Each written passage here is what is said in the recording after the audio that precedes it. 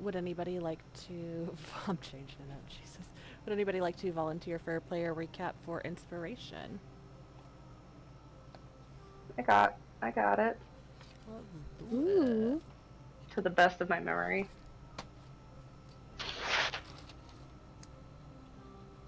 If the fucking thing would zoom in.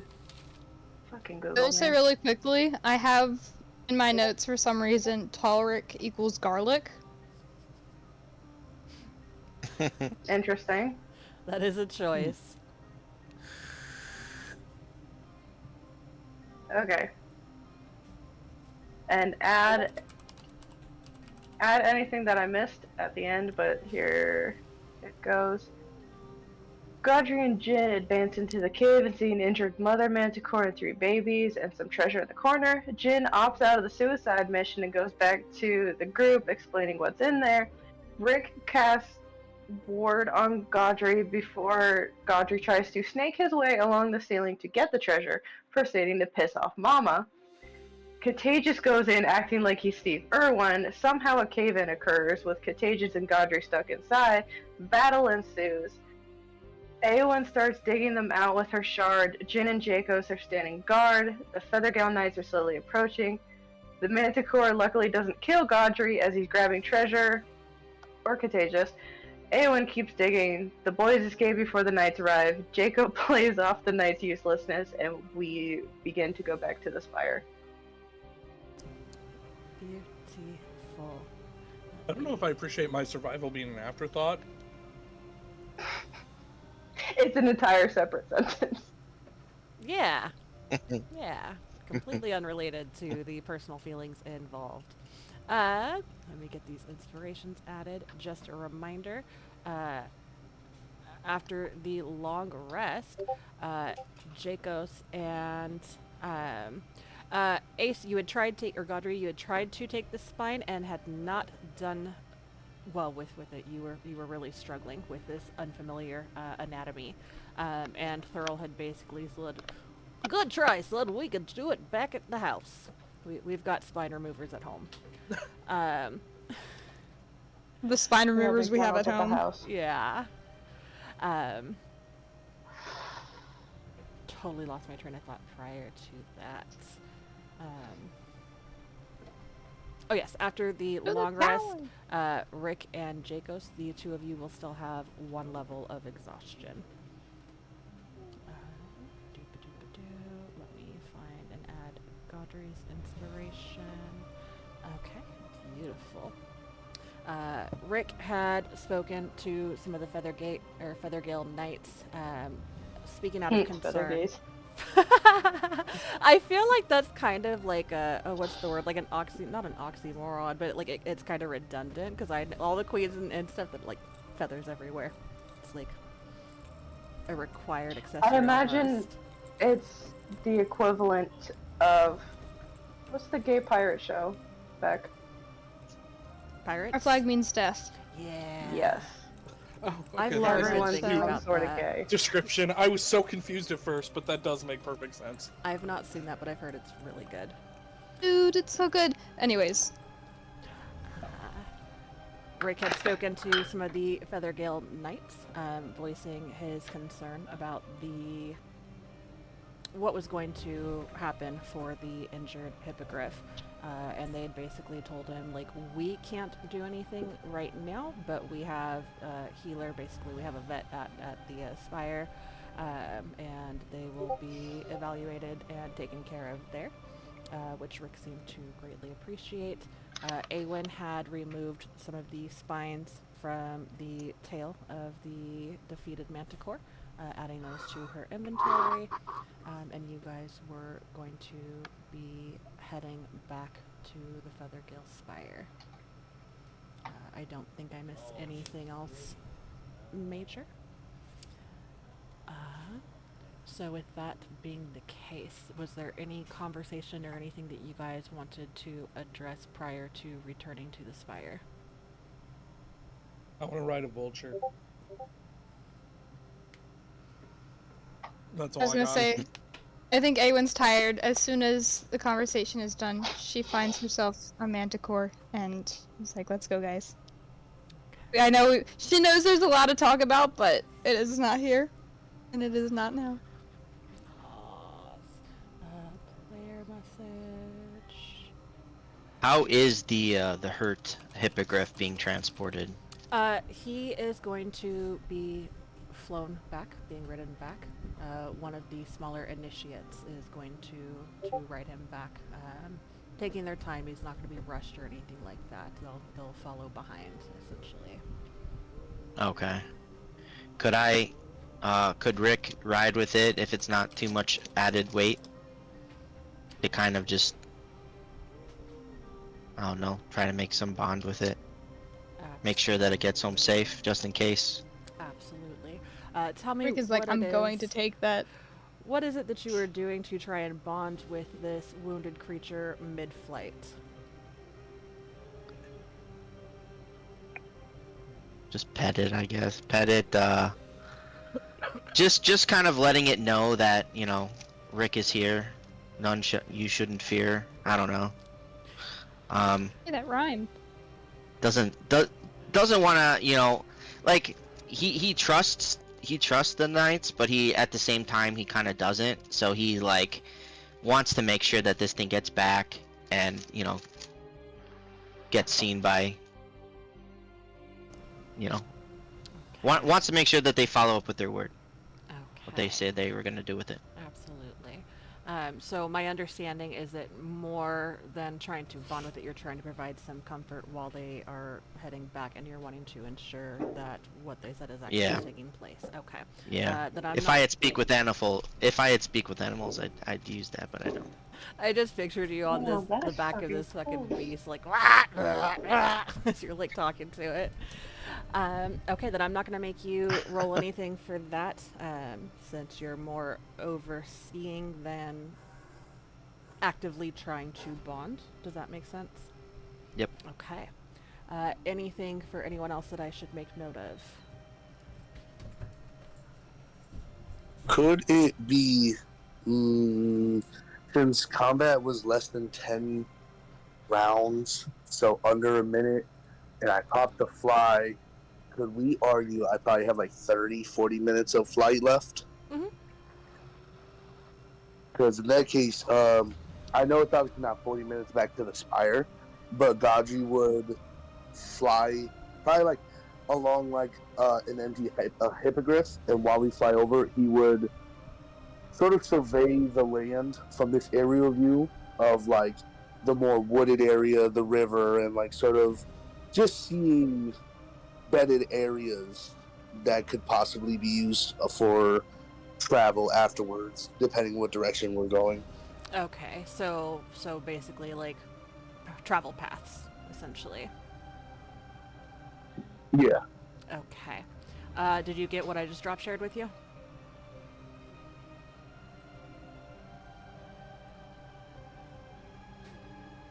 Oh, on the screen, yeah. Okay. Yeah.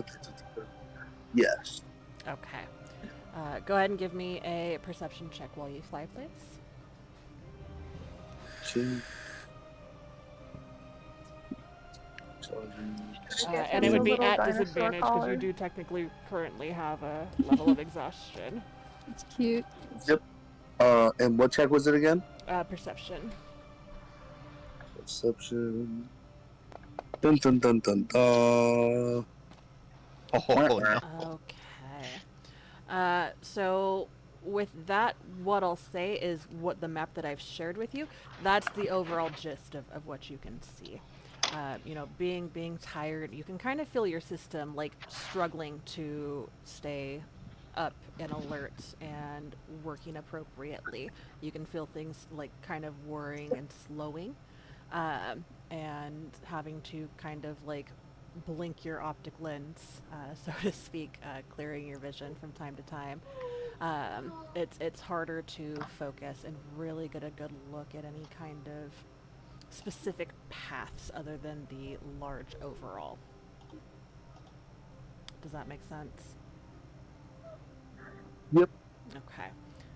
But I'd say that you'd have the basic overlay of what I've shared with you, just without the words. Okay.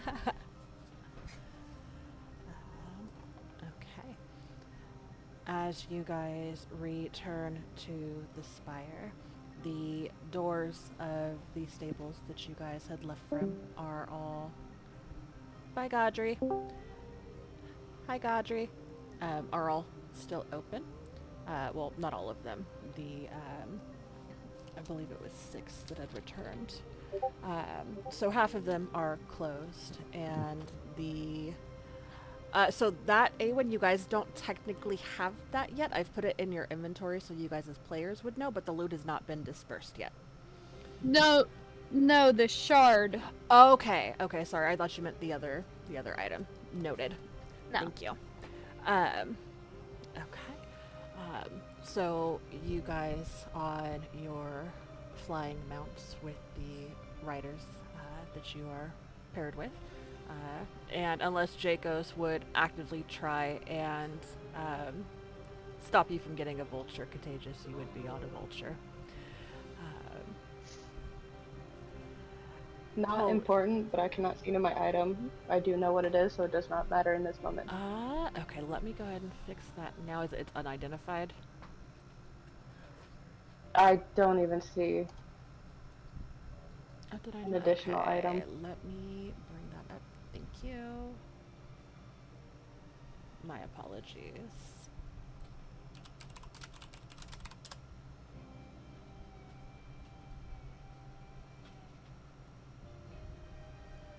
Okay, now it is in there. I thought I'd put everybody's, and maybe I just told you what it was. I was gonna say, I don't have one either. It's not that big of a deal now, Okay, but then when we get back just to letting the you spire know. and you guys are getting ready to rest, I'll make sure that everything's in there. My apologies, guys. no worries. It's not like we have them now anyways. Fair. Let me go ahead and move you guys to this map just in case. Sharing the map. You guys will all be flying into the stables with your respective creatures. Move y'all in there. The other 6 birds are already in their stables.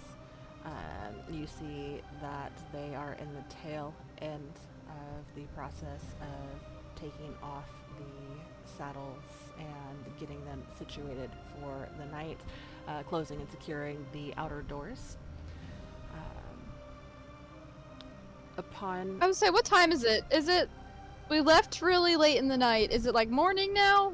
What? Not yet.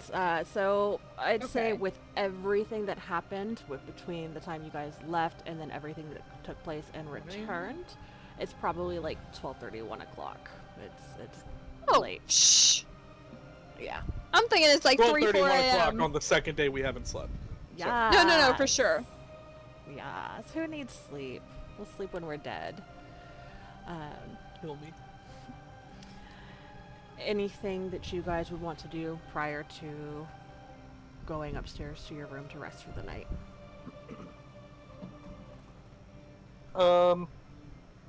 Is Thurl around in the general area? Yes, he is. He and Talric are all in here. And are they currently with Al, or is Al around? You do not see Al. So Talric and Thurl rode back with you guys. They were the reinforcement, so to speak, after you guys had defeated the first Manticore and let Talric know that there may be something else in the cave. So they arrived back with you. You do not see Al here. I'm okay with that. Yeah, I'll go up to Thurl before heading up to the room.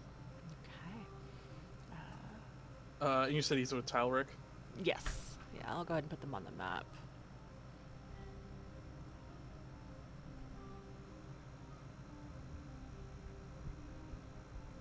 I'll say that he rode with Jen. And then Talric would have ridden, I think we'll say, on the bird that Godry was not on.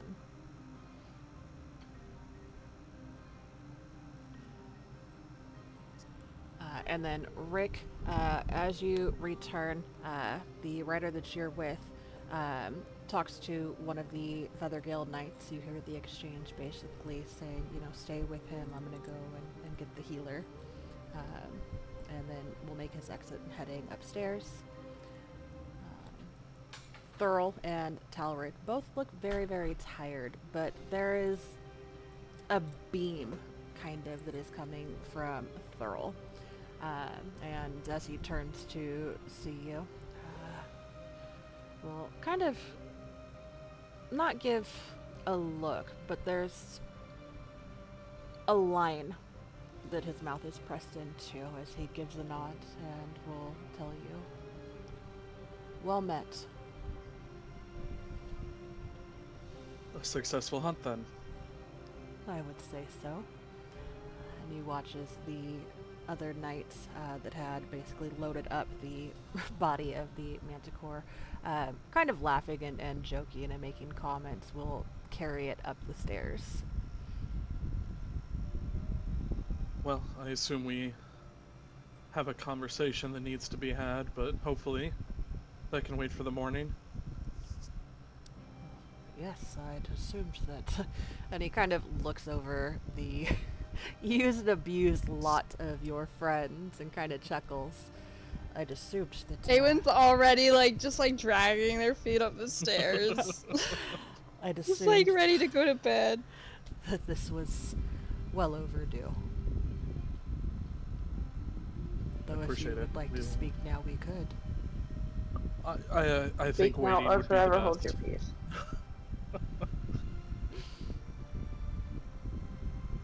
Is there a specific place or time you would wish to meet tomorrow morning?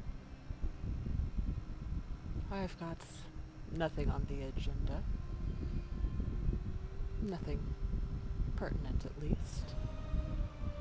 Will this be a Hey, Denali. conversation with all of your friends, or is this another of your riveting one-on-one conversations? This one will be a group conversation.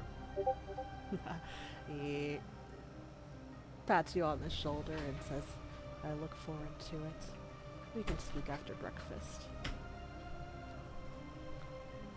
That's good. And I'll just turn around and start heading with the group. Yes, Beak.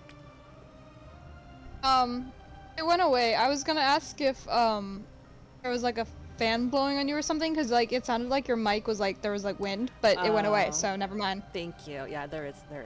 Let me just turn that bad boy off. It was hot today. Let me see this really quick. You have good taste, Cass. All right. Question. Yes. What's it called? I would actually, Gaji would go to, I don't know if while Contagious is talking to him, Mm-hmm. but maybe after, once they're done, or, Gaji would go and, wait by if they're still talking, Mhm. just to sort of wait for his peace. But when he is able, Gaji would speak to Thurl. When all the beef first happened, when he said all Contagious could have done was ask to see the top of the spire, was that said in front of everybody, or was that a private thing That was above privately. people? Okay, gotcha. So in that case, oh, he did hear the top was private from him and Awen. So he'll say to Thurl, now that the hunt has concluded, my initial request when we came here was if the hunt was successful, we would have a temporary use proven. I bring this to your attention in request of, while my party rests, I would like to analyze the night sky from this land, if possible, from your roof. I can be accompanied. I have no issue with this. I just wish to analyze the constellation and star patterns.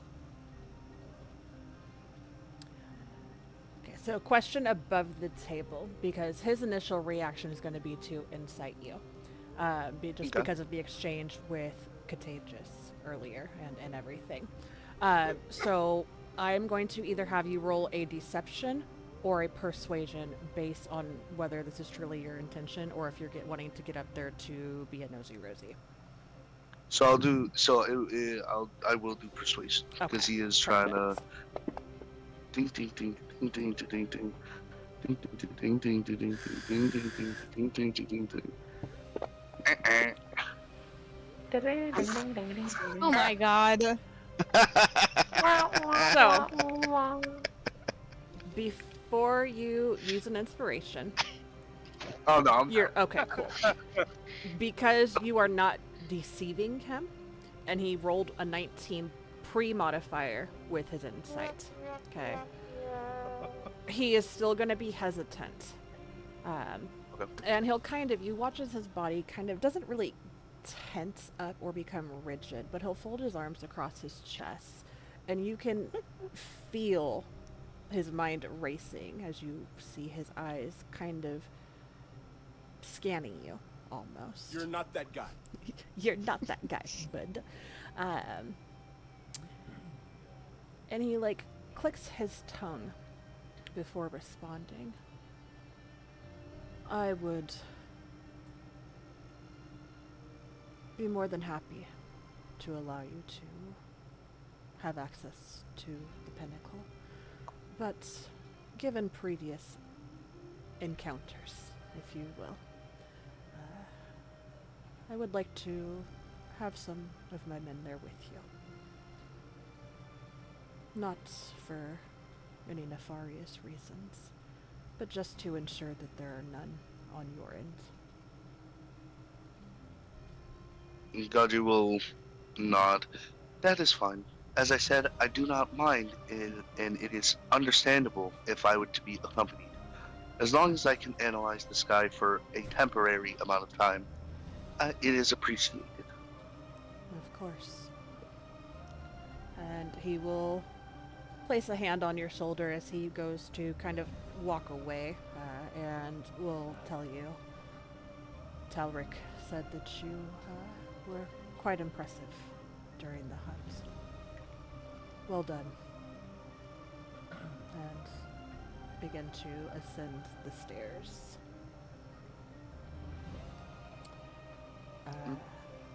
Awen, you've already started to go upstairs to the room. Has anybody else started to go up there as well?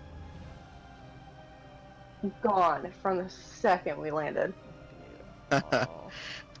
Rick would have waited, or asked if he could wait around and just to make sure that the healer made it there. And Absolutely. Let me get these guys up there. Contagious, you had headed up as well? Yee. Okay. And again, on this map, you guys would see that there are extra, cots essentially in here for you guys. To the room that you have been granted. Gaudry, after that exchange, are you heading up to the room? No, you're going to be heading upstairs, so let me bring up that map, and I'll put you up there. Yeah, he's gonna, after speaking with Thurl, he's gonna he's gonna go and try and follow the guys who took the Manicore body so he can get the spine. Okay. And that'll take a little bit of time, not too long, but you would hear them in the kitchen. You hear the continued laughing and oh, they fucked him up. Yeah, you should have seen when he, did the thing with the AO, just all that. I don't know, guys say dumb shit after fucking fighting. Ha! And a hi! And I kicked her, sir. Here, sir. And I kick you, sir. God damn I it. freaking love him so much. I always forget about what a great movie that is. Oh, it's so good. But Damn it. I'd say after 20, 30 minutes, because they are trying to ensure that as much of the pelt as possible would be salvageable, because somebody had requested the pelts, not saying any names. So they're trying to maintain the integrity of that as much as possible. But after about 30 minutes or so, you'd be able to add that to your inventory, placing you on this map. Talric will be up there as well, and then we're going to come back to you in just a second. Doo-ba-doo-ba-doo.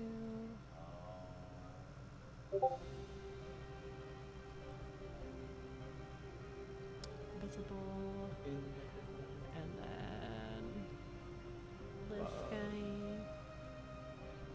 Things are being a little slow on my end.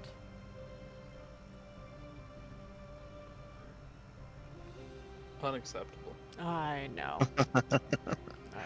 You should fight me. I'd lose. Ah, no. I'm too tired to fight back. I would just say really awkward That's what- things that was to my make it reasoning. uncomfortable. I would But just I'm say like- really awkward things like, "Oh, hit me harder," as I'm like bleeding It and dying. would work. Be like, no, stop this. I did not. Bad DM. It's gotta break some sort of Geneva Convention. I'm sure it breaks all of them. But that's just where I'm at. If I can't beat you physically, I'll at least do some damage emotionally. The fist immediately curls back like, ugh. Yeah. And I'm not going to say what just came into my mind next because I'm streaming. That was really bad. Okay, Godry, you are now... I have to watch myself so It was much. already in my mind. Here, I'm going to post it so you guys can share in this. Oh god. It's really After- bad and I'm not proud of it. Mm-hmm. After Gaji would get the spine, he would go to the. Presuming if everyone would like is going to the go into the same bedroom, he would go there to meet up with the others. What's it called? To see if they're gonna open up the chest Okay. because he is curious. Okay. So, real quick, let me bring up these notes. Be right back. Okay.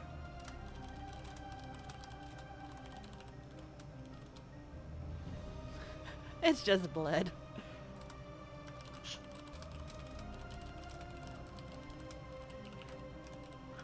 Let me read.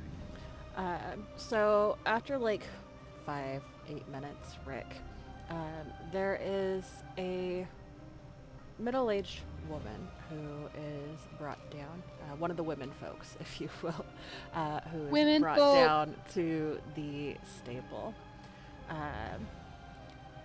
There, she wears the insignia on her robes of the Feathergale Knights, but there's something very gentle about her presence, something calming. She kind of looks at you inquisitively, and then goes to the bird. The hippogriff is laid out on the hay on the floor of the stable, still heavy, labored, raspy breathing. And you watch as this woman kneels. She begins to look over and gently kind of moving some of the feathers and the fur as she's checking the severity of the damage that this bird has taken. She turns to the knight that had brought her down, and she'll say, I believe that I'll be able to save him. It will take some time, and it will not be an immediate result. He is close to death's door, but has not crossed that threshold. And as she says this, she looks to you and says, he will be okay. And will turn her attention back to the hippogriff.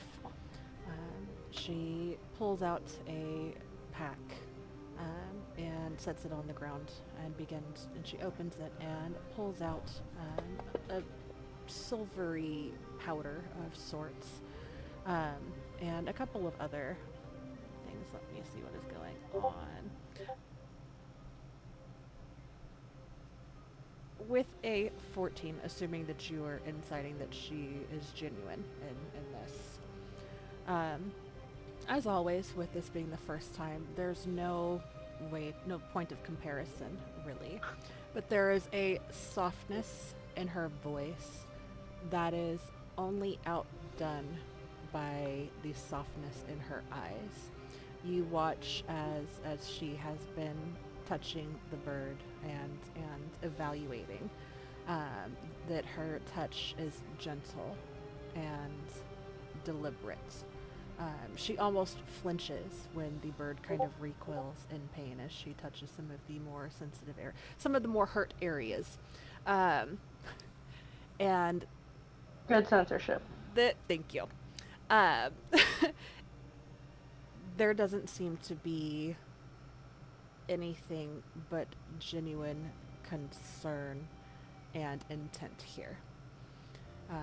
And then, of course, as she begins this process, you would recognize that what she is doing actually is healing. It's done differently than the way you use your healing spells and capabilities, and it's different than what you have seen from Awen or anyone else that you remember spending time with. But as she begins to softly chant a prayer in a language that you know you've heard before, but is not known to you, taking the silver powder and some of the herbs and stuff, her hand kind of begins to emit this radiant light that creates a smoke almost, as she kind of, almost like sage, begins to kind of waft it over the wounds and in front of the nose and mouth of the hippogriff. And you can actually see that light and that smoke being breathed in and even absorbed externally by this bird. She kind of wipes her hands off and presses them down onto the hippogriff and then strokes them down his body. And as she is doing this and completing her prayer, you hear her say, "May the Howling Father take away your pain and make it wind." And you notice that the breathing has regulated and softened. Rather than looking hurt and scared and distressed, the bird looks relieved and tired. And then depending on how long you stay there after she has done this, she would close up the pouch and return it to her robes, and then take a seat with her back against the stall, facing the hippogriff and stroking him, petting him gently until the beast falls asleep. And as soon as you leave, she cuts its head off. That's, Oh You gosh. couldn't help yourself. I get it. Dinner. Rick, kind of seeing all this, he'll say to the woman healer, he'll say, "Thank you, truly. He was definitely flown into battle valiantly, and I just wanted to make sure that he's taken care of like a true warrior should be." And then he'll kind of, I'm assuming like one guard is still left down there. Mm-hmm. Okay. He'll kind of go up to him and say, I know it's not exactly protocol, and I probably don't smell like roses after that sky top scuttle there, but if it's all the same to you, may I stay here with him tonight?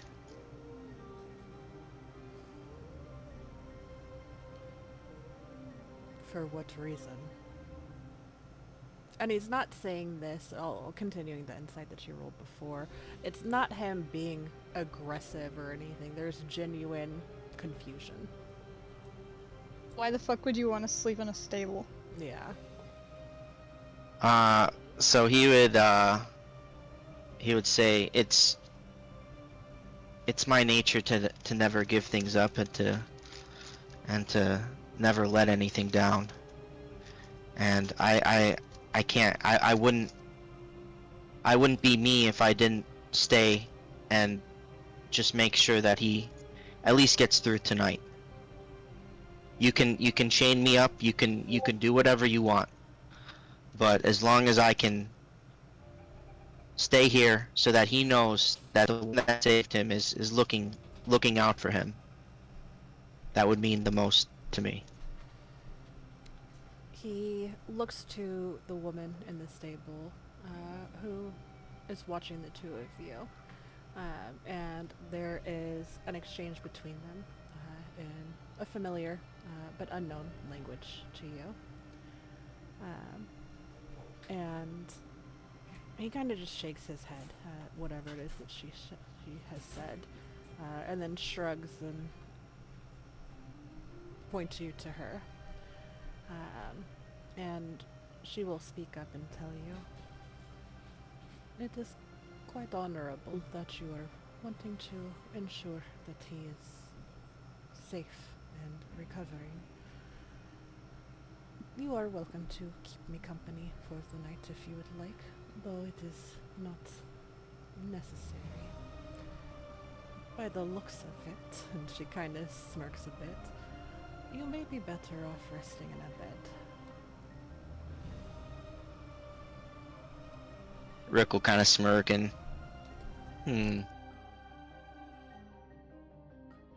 you might be right about that one. Kind of giving her the benefit of the doubt, seeing that though she's a healer, and he'll start to not like give up. Like he definitely is like not. This is not like a give up thing. It's more like a, it's probably a smart move. Like entrusting her, kind of. Yeah. So he'll walk up the stairs, start walking up the stairs to wherever the rest of the people are, his group is. As you I kind of imagine like this wordless exchange as she has told you that, and as you kind of mull it over and then softly nod and turn to leave, she would tell you, "My name is Elra, and if at any point tonight you should choose your mind and want to come see him, we will be here." I appreciate that. As he just kind of like slugs up the stairs. You guys hear that? Is that the puppers? No, that's the fireworks. It's literally like a block that way. It's not funny, I'm sorry. I have a question. Yes.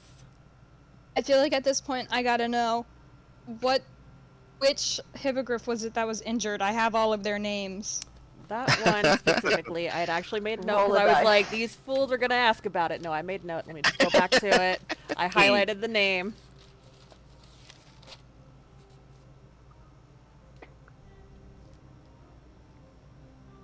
Also, it would seem the spire has two women. Two womans, two women folks. You whole womans? Unacceptable. This one, Women smoke. I have to try and find it. In my other campaign, I accidentally pulled a woman folk, and I said something like, I can't remember what it was. I don't know if I wrote it down. well, this one. But was and then I Filbert. thought of women folk because You said you did write it down? I'm trying to see if I did. I know it was like the status of the hall for a little bit. That's amazing.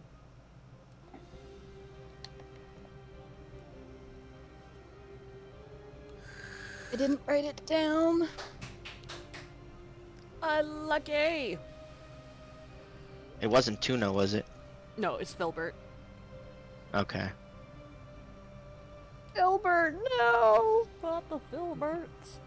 And I did put the name in the Fantasy Grounds chat. Elra. Did I spell it right? Did I spell it right? Did I spell it? Fuck. Close?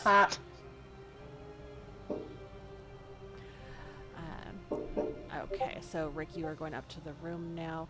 Gaudry, after getting the spine, you said you were going to the room and then to the roof? Or to the roof and then the room?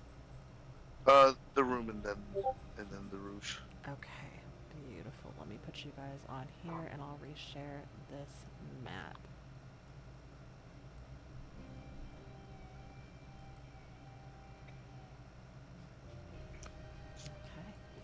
So you guys all return to the room. Godry, did you put the spine in your inventory already? Yeah, I will. But for right now, he's just like carrying it grizzly in one hand up to the room. I love it. Audrey, this is not helping with your image. Oh, well, I did not want to damage it in my compartment. I wanted it to be intact so I could do this. And when he's in the room, he'll flip his head around and then he'll spin his arms around. So now it's like he's facing his back way. And he'll then like start to attach it in a way, like line it onto the metal of his vertebrae. And then if it's okay, human centipede, calm down. if it's okay, little like wires from his metal vertebrae and surrounding wires will come and like connect to the spine. So when he turns back around, there's now this real manicore bone spine attached to his back. That is so Not even- unsettling, especially because it's Not not like gonna actually clean it? cleaned. Yeah, yeah. I was there's- gonna say, not gonna clean it, not gonna blanch it, just. We're here. Just straight. No, straight. you're right, Godry. That's much less disturbing. Oh, that is deemed acceptable. Thank you. Puffing his little collar up. Oh god, we have to teach it sarcasm. Oh, We have to teach it. Oh my god. Okay. Contagious, give yourself an inspiration. That was so fucking stupid. I love it.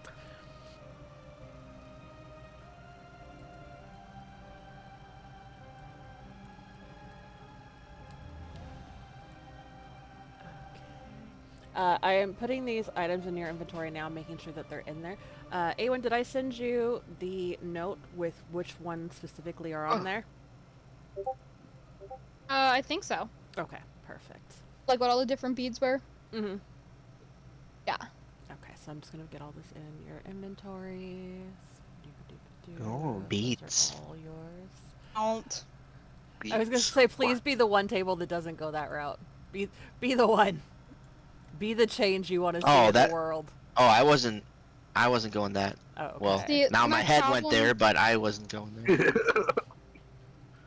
My problem is I immediately thought of Scanlan Shorthalt connection to beads, and I was like, No. Song's called Beads of Love for a reason. yeah. hello? I was thinking of the necklace that each bead is a casting of fireball. That's what I was Oh thinking god, the of. necklace of fireballs. Oh god. Yep. The power in my Man. house just went pop for Oh, a second shit. there. But I'm back. Welcome Imagine back. ripping So those hot. beads out and the spell goes Oh off. no, stay away!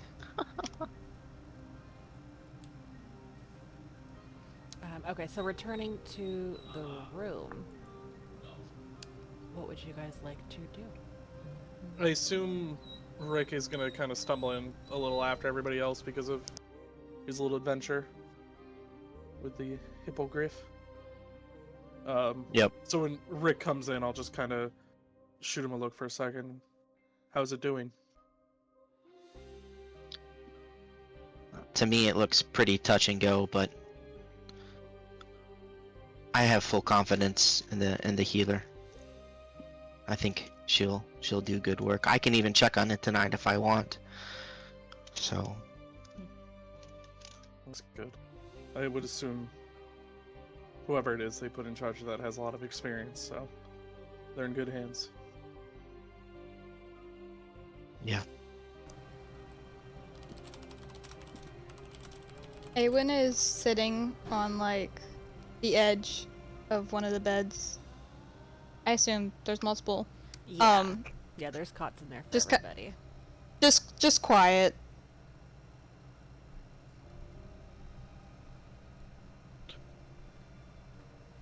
Shall we open the chest?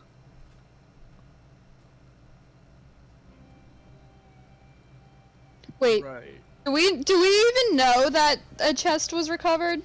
I think you, especially you, would have seen Godry coming You and out I with would, it. yeah. And then Rick and Jacos, not Jacos, Jin, knew that that's what Godry was going back in there for. I think Jacos might have seen it when Godry came out and was kind of like, hey, Kate, just stand here and be a distraction. So I think overall you guys would all be aware that a chest of something was brought out. I mean, we might as well. Godry risked his neck for it and was able to hide it. Why not? What's the worst that could happen, guys? We've already been Right. Say through it. things like this. You. God. I'm not the one that jumped off a roof. Twice. Twice. Well, no. I jumped off Hey, the you- roof once. I jumped off the tower twice. That's a total of 3. In case you were counting. And So- all of them happened since the last time I slept. You're not wrong. Mm-hmm. Good lord, you're not wrong. Yeah, because we went into combat with the Manticore, and I was like, why do I have 2 woo? Oh, from jumping off of the house. Right. Mhm. Ben's house. Yep. Yeah. Forever Yeah. too soon. Alright, so we are opening this? Box of goodies. Okay. So the crate itself is not anything special. It is a wide wooden box. It's scuffed and stained, like it's passed through half of the world before it ended up in the Manticore lair, and the gods can only only assume what's taken place since it's been in there. As you lift the lid, the iron hinges kind of groan. And for a moment, there's the scent of like old pine, oil, blood, and steel. And then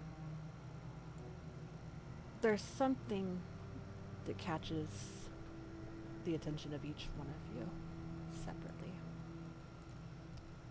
Contagious. What catches your eye is a glint. Smooth, gleaming black metal that's like kissed with a faint like shimmer of blue when it touches the light just the right way. Almost like moonlight flickering on storm clouds. Adamantine. Impossibly rare. Practically indestructible. A dream that you never thought would be anything more than just that, a dream. Too expensive and too impractical for somebody like you. You've always had to borrow and patch and scavenge or settle. But this is here before you. For you. Not because you were lucky or because you were chosen, but because you survived. You've earned this. As you reach for it, it's almost euphoric, the cold touch at first. And as your fingers slide across the chest plates of this armor, there's a warmth beneath the surface. It's not magical or enchanted, it's a sensation of recognition. Pulling it out and holding it up, you begin to see the details. The reinforced shoulder guards, molded like jagged wings almost, and then the subtle, very subtly engraved thundercloud pattern across the breast. Almost invisible, unless you tilt it just right. Holding this in your hands and closing your eyes for a moment. Just a moment. You're 8 years old again. Bruised, shy, teased. Sitting cross-legged while Yesenia tightens the straps on your training leathers. And you can hear her voice, almost like she's right next to you again. You protect the ones behind you, Contagious. But don't forget, you deserve protection too. And now, after a lifetime of searching for it, you have it.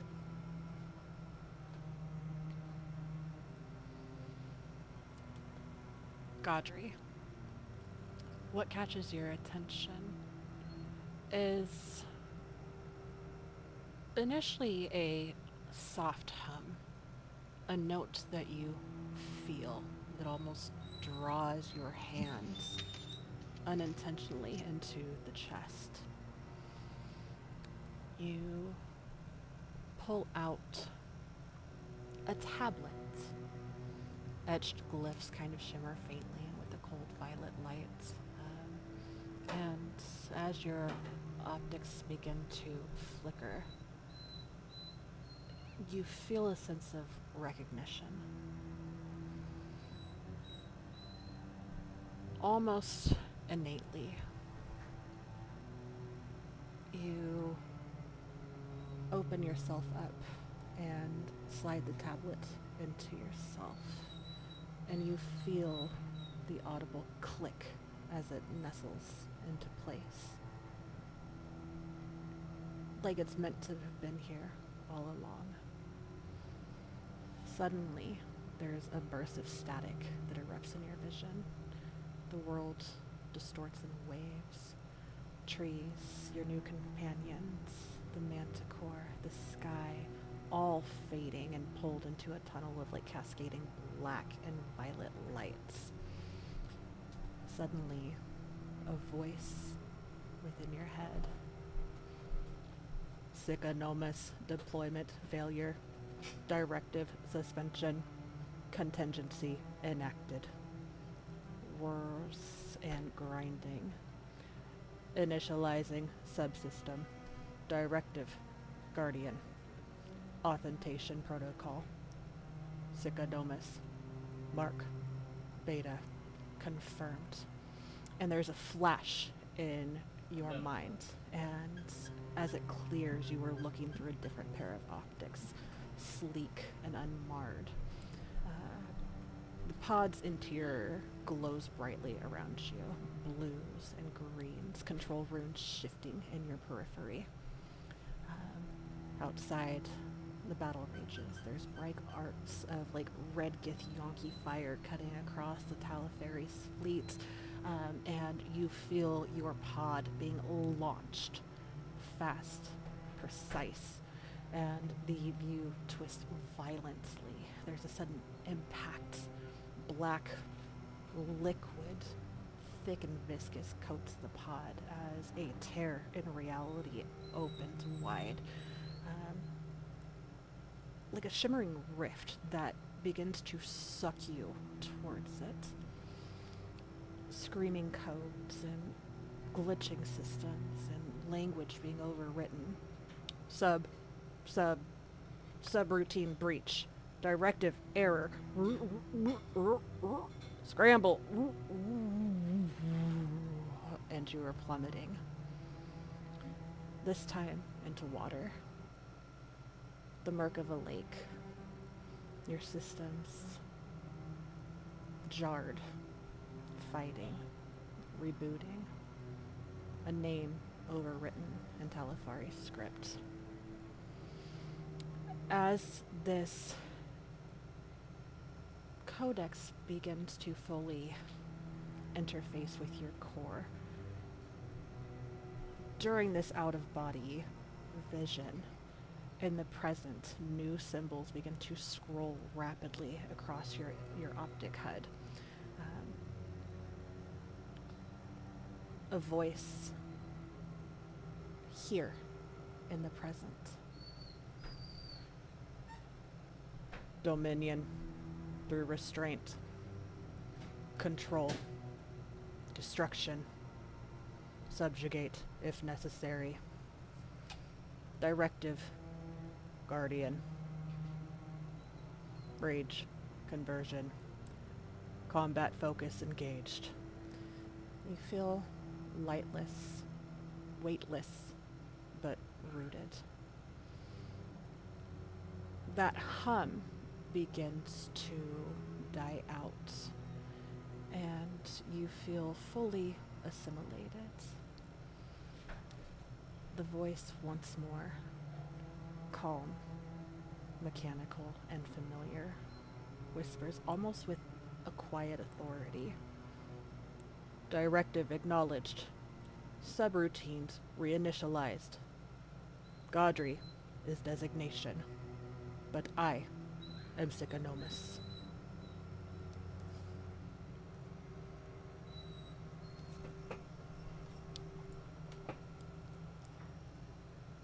Jacobs. What? If you know, you know. Hopefully that was acceptable. I was so fucking okay. Okay, I was like, this is the one I'm most like, fuck. The long gavel. Jacobs, I'm gonna do this so you don't have to see me if I tear up. Ugh. What? Hey! I'm putting my Unacceptable. I'm putting on Unacceptable. I'm putting on my big boy panties. Hey, get back here. Where are you? What's happening? Where are you? What? I listen. I'm not the DM. I know. Ears are scared. DM must be on camera at all times. Jacobs. Yeah. This Yeah. amulet isn't found so much as felt.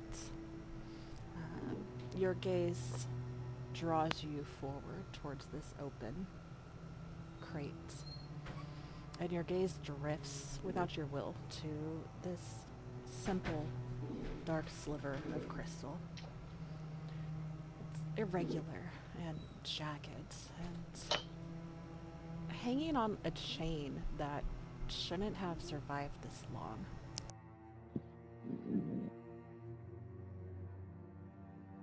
Sorry. Yes. But you can talk to Daddy, okay, baby? No.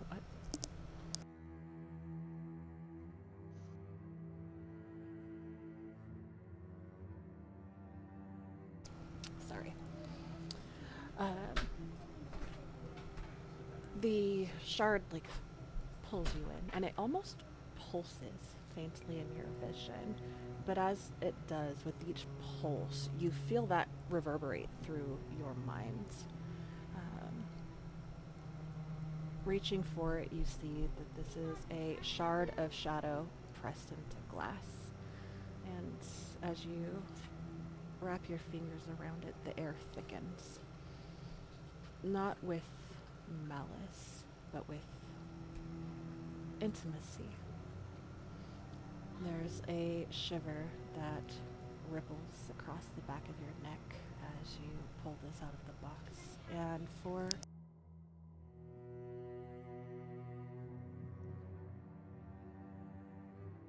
so sorry. They sometimes forget that they have a dad who is capable and competent. But as you pull this out, the world seems, oh my god, muted and quiet. The movements and voices of your companion, as all of you are going through this chest together, kind of drown out by what I can only call a deafening silence. There's this warm thrum that blossoms behind your sternum. Familiar, but you have no reason to know why. There's a pressure that builds in your chest, almost like somebody is pressing their forehead to it. A silent moment of love and compassion. A longing. In your mind's ear, you hear a voice. Not with words, not this time. It's like a song without language. Notes that echo, almost like a memory that you've never made. Notes that ache and long. This crystal stirs against your palm, and you're breathing shallows as it begins to hum, audible only to you. A private resonance that's buried deeper than thought. As you... I think you're like cutting in and out. Am Is I? it just me? How bad is it? I mean, I was mostly able to get it. Is it just me? No, it's every now and then, a couple words here and there. Okay, I will... Is this better right now? Yeah. Okay, sorry, I I think don't... it might be the pauses between your words where your background noise kicks in and it Okay. deafens yourself. Okay, so let me turn all this shit off. I thought it was okay. I apologize. No worries. It's like a full sploot. As the amulet is like stirring in your hand, you're breathing kind of shallows. And then you hear a whisper. There, there. That's better. Can you feel it? This voice almost brings sadness, almost as if you know that you should know it, but you can't place it at all. But in a way, it feels like home.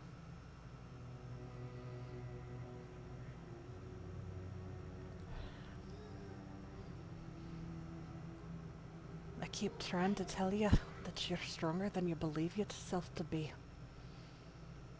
I just wish that you could see yourself the way that I do. See all of that power and strength and resilience within yourself. If I could only give that to you for just a moment, you would know how truly capable and incredible you are.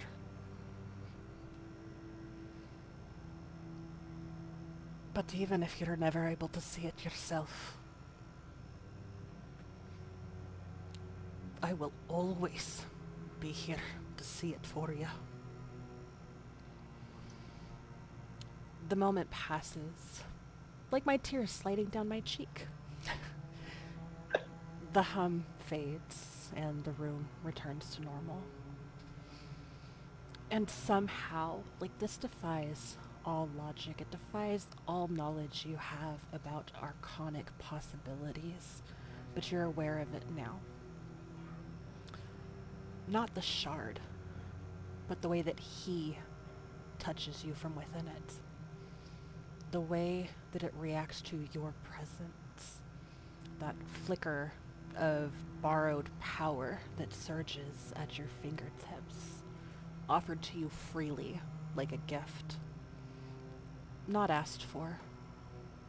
Unexplained, but your magic feels clearer, sharper, and easier. Though that voice has faded, you can feel him, almost smiling from behind your teeth.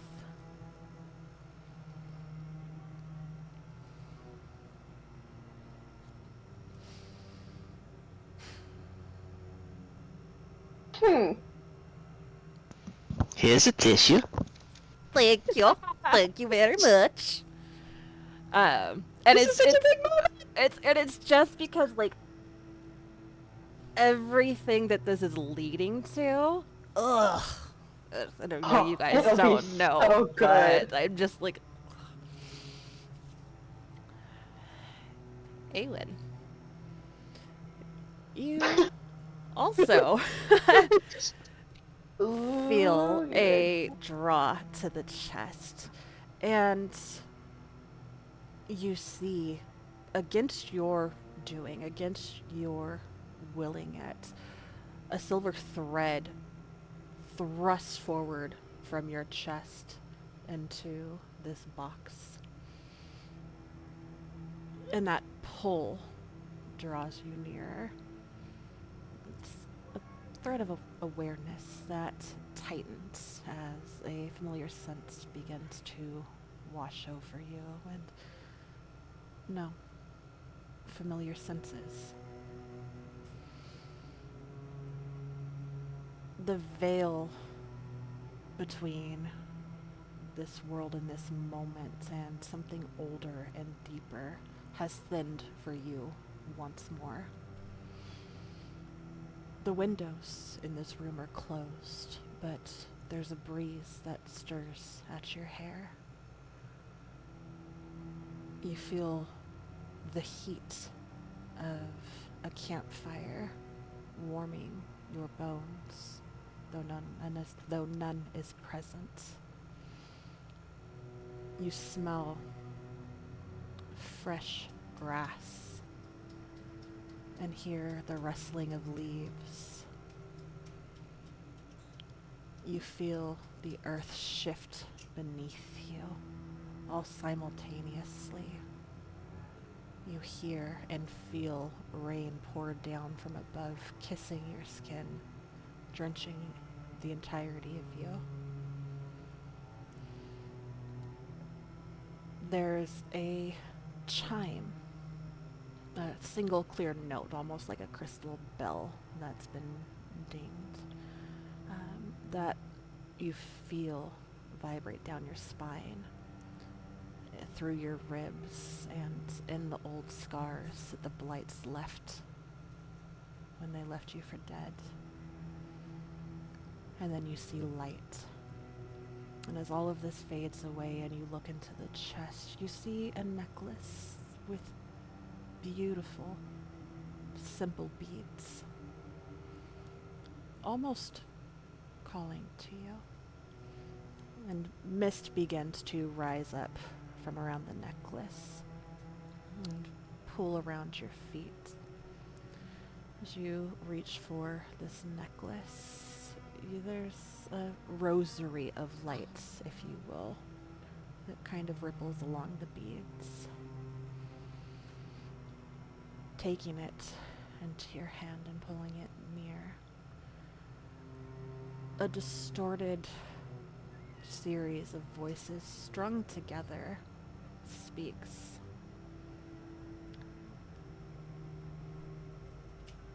I'm not going to try and do this because I'm going to fuck it up, but it's all of the cacophony of voices that you've been hearing individually, speaking, almost filling in words after one another.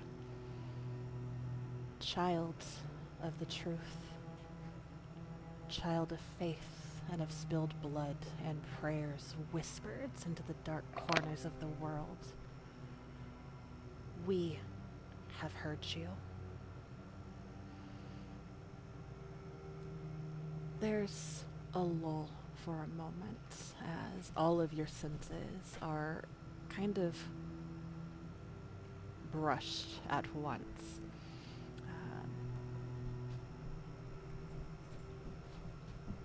And the world shifts into a forest floor. The voices still linger, but almost as back noise, ambience, as a soft feminine voice that speaks from within you, filling the space behind your ribs like warmth in the cold. These are not tools. They are not rewards. They are choices. Prayers not yet spoken. Each one a key.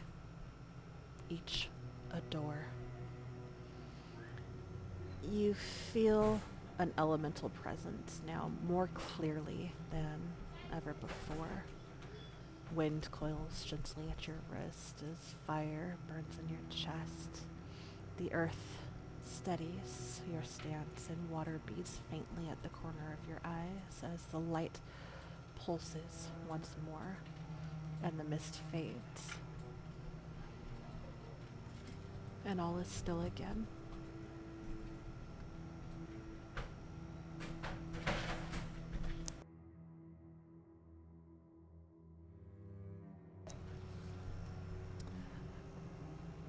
Rick. As everybody before you steps forwards and pulls out an item, you make your way over and peer into the case, the chest, and you see a very simple but tattered and weathered instrument case. Black leather with bits that have been rubbed away to the cardboard underneath. It is quite obvious before you even place your hands on this that this has endured quite a lot. You hear the familiar music that you've been following, almost deafening as you step closer to this case, reaching your small hands in and taking this case in hand. You almost feel the pressure, like your head is going to explode as you pull this case out. And instinctively, you open it. And the music completely stops. You see a beautiful harp. And as you reach forward and your fingers brush the surface, there's a faint resonance that travels through your skin. Not really a sound, but a feeling, almost as though the threads, the strings are connected to your soul. This is unlike any instrument that you've held before, even the harp that Galita had shared with you. The wooden frame is cold, intricate patterns carved into it. And then it begins. Not by your doing. The strings begin to sing. A new melody begins to rise. It's slow and mournful and eerie in its intimacy, and it doesn't fill the room. It fills you. You have a sense of familiarity with this. You remember a warm hearth, laughter, the weight of your father's hands on your shoulders, and Lyris smiles as she danced barefoot through the garden, the scent of sweet grass and wildflowers, and the creaks of the floorboards after quiet sundown. All these little things, these true things, just glimpses of them, just glances and slivers. Things that you thought were lost forever to time and grief begin to come back with each melody that strums forth from this instrument. You don't notice it at first, but tears come. The music continues, shifting, growing stranger, and it kind of tugs on your fraying mind. It's not trying to unravel it, but it feels like it's trying to knit things back together. Each note is a thread, each pause is a breath, and each crescendo, just on the edge of a new memory being restored. For just a moment, that haze lifts and your thoughts align. You remember your purpose and why you have to keep going. You don't remember why it came to this yet, but you know, you feel that you were on the cusp of that. The strings glow faintly, each one holding a different shade of memory. Some sorrow, love, fear, resolve. this time, it is your hand that touches these strings, and when you do, the music stills. But the memories, knowing that you're at that threshold, remains. The silence that follows is not empty anymore. It hums with potential. The moment before a story truly begins. And there's a whisper in your mind. It's not a voice, but a presence. And you cannot place it, but by the gods you know that you know this. You are not broken.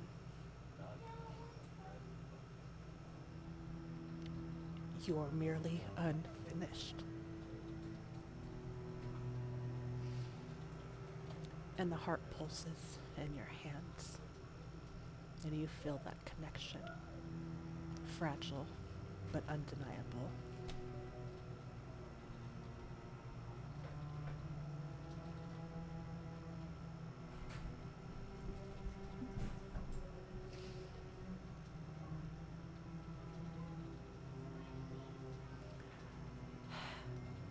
I wasn't going to add this, but I'm going to. Take a minute. As you acknowledge that connection, that forgotten part of you that, has long since been buried by ash and time rises to the surface. And as you look around the room, you remember.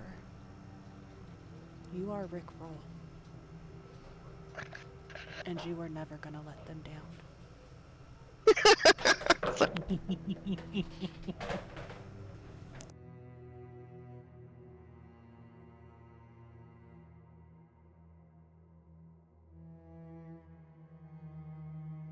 Am I crazy, or are tears streaming down your chest right now, Denali?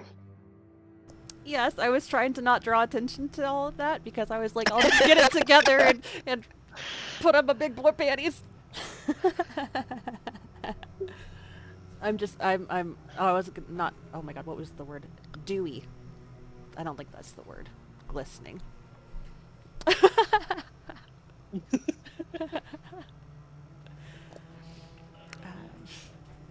So all of you now have your items.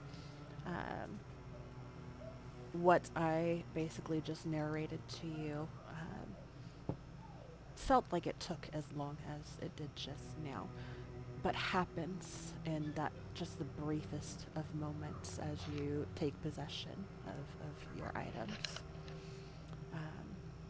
And then should you choose to do so, you would be able to attune to them.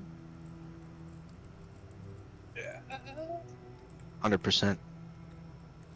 And then you know the other thing. Me? Yeah, with the item, the Mm. description and all that. I want Okay. to know other things. Oh, it's about the instrument. So how's everybody You don't get doing? to know. Okay. Dude, the more information I get, the more I'm confused. I would imagine for Rick, after he picks up this dilapidated heart case, before he actually sees the instrument, I would think he would like kind of go over to his bed. Maybe it's like, kind of like in a corner or whatever, and kind of open it up and then see everything. Absolutely. Okay. Absolutely. And if you guys would imagine Are the- taking it and walking off separately, we can absolutely do it that way. And the inside of the case is just as kind of dilapidated as the outside, but the harp is pristine, right? Yeah, it's weird. Like, it shouldn't be. It's not the case itself is covered in dirt and dust and scratches, and you can tell looking at the instruments that it is old, but there's not even a speck of dust on it.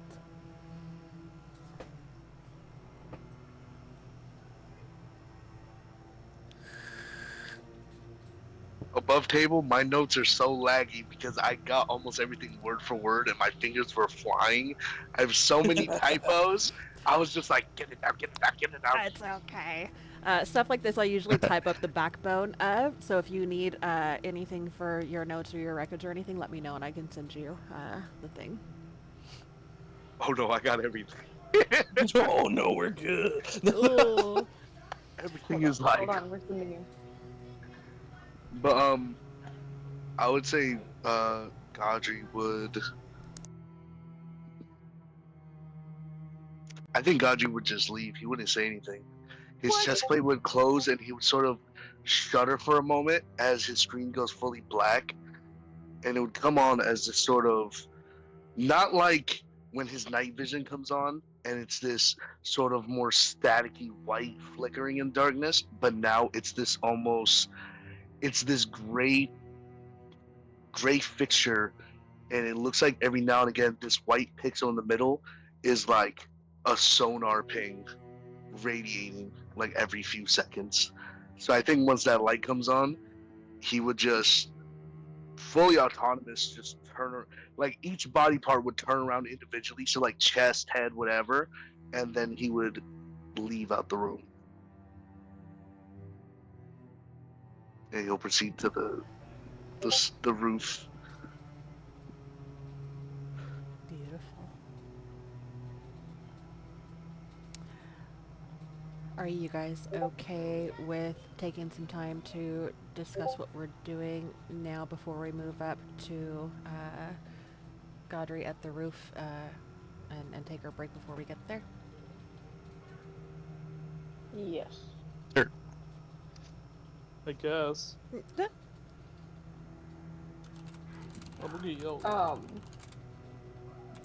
Jay picks up the amulet from the thing, and it just looks like he's been.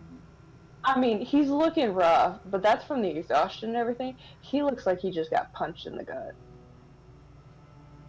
Like wind knocked out of his sails. Not okay. So he goes to the opposite corner of Rick and just like sits down with the thing. Not opposite corner, a different corner than Rick's. The heck? No, I'm just kidding. For privacy and respecting yours. Yeah, Rick is like literally lost. Like he can't hear anything but, you know, this, you know, what she just said. So if anyone tries to engage with him, he's not having it. Like he just. Every time something like this happens, Contagious is like the adult who got the Christmas gift he never had as a kid, and everyone else is depressed. So I don't know how to react to it all. He's like, "Wow, this is great!" Like when we did the whole dream thing, When and the he came out of it shards, like, yeah. "Yeah, I feel great," and then looks around and goes, "Fuck happened to you guys?" It's like the same thing again. I'm back in the fucking building. No. Awen looks around and sees her companions in various states of shock, essentially.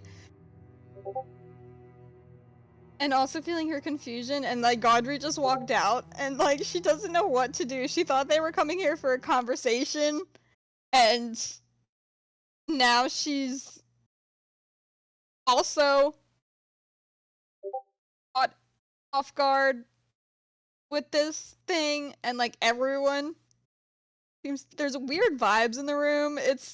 She's just confused. So she's just kind of watching everybody.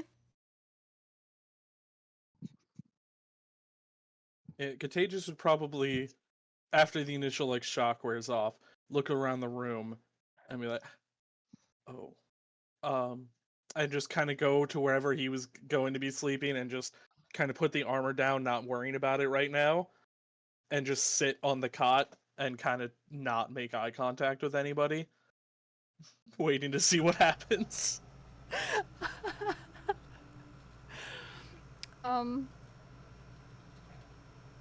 Awen, is there like a little cooking unit in this little apartment? There is not. There's a kitchen downstairs.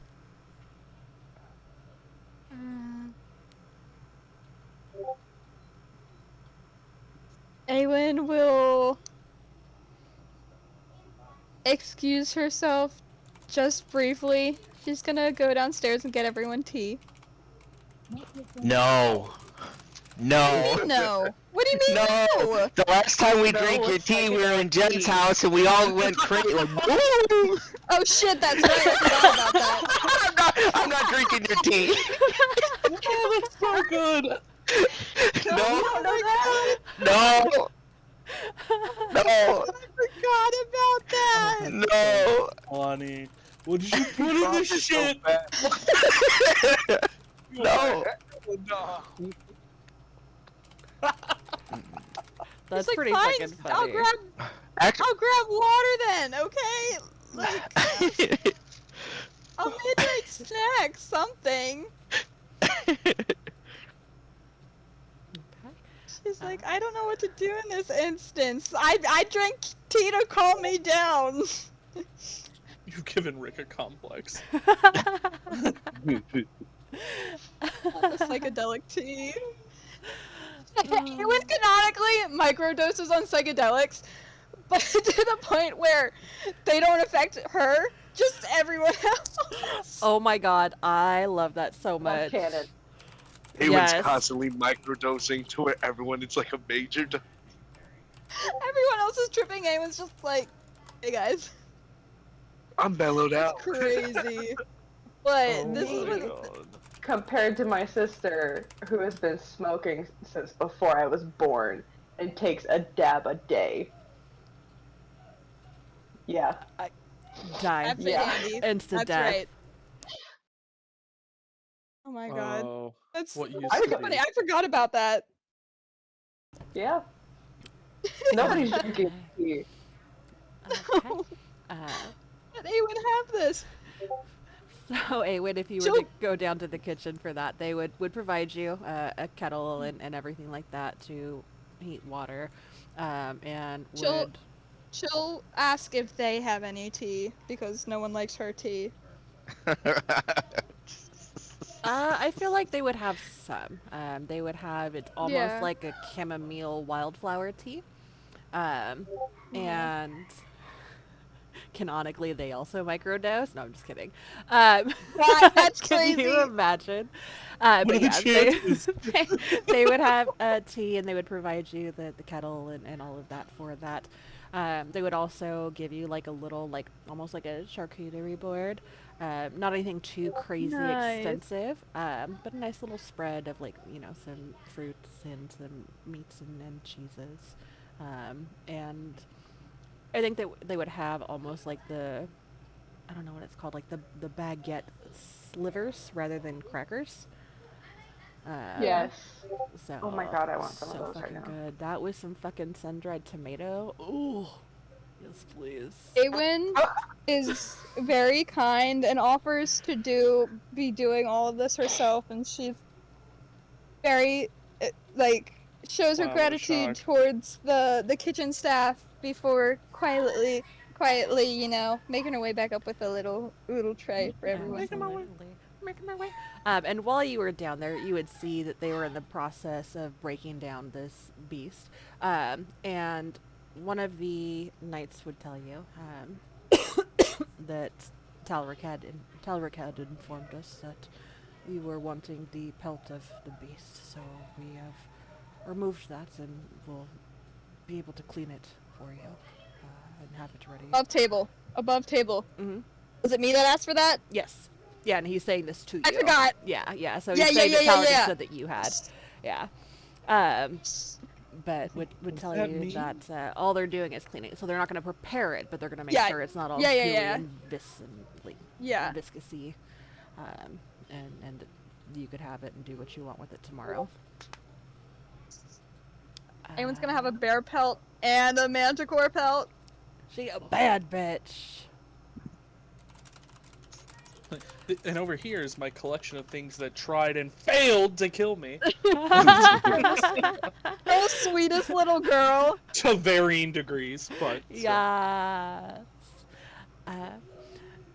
Okay, then I think what we'll do is we will take our break here. And then we'll pick up with Godry up on the roof. I don't know if you guys know that song. I might have just dated myself. But start with that and then resting.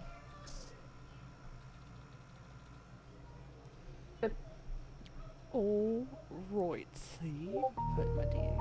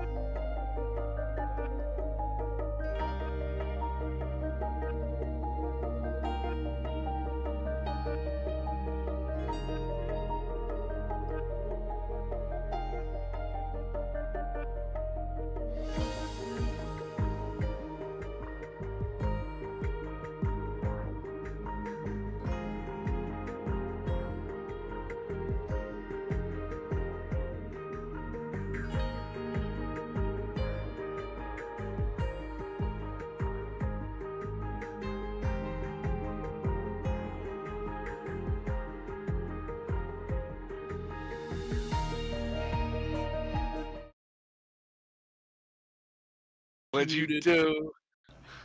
He is that guy. Um, Beak, you were double CJ, muted. to answer your question, I don't know. I can't find the last time. But then my question stands. It's been a minute. So, it's been a minute. It's been at least since, Datura. I think that one night Datura was there before we met up with Gus, she did, and it was to her. But I don't have Huh. it written down. Interesting.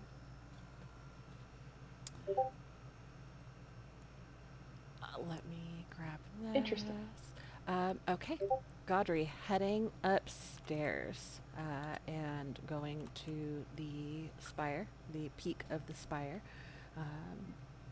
The guards will allow you to pass, and you will find yourself up there with Talric. Let me move you back there.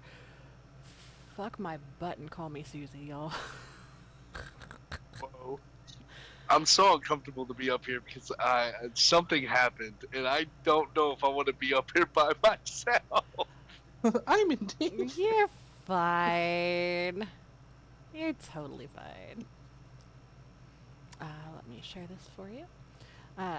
And they give you a wide birth, but you can feel their eyes on you, alert, on guard, ready for anything.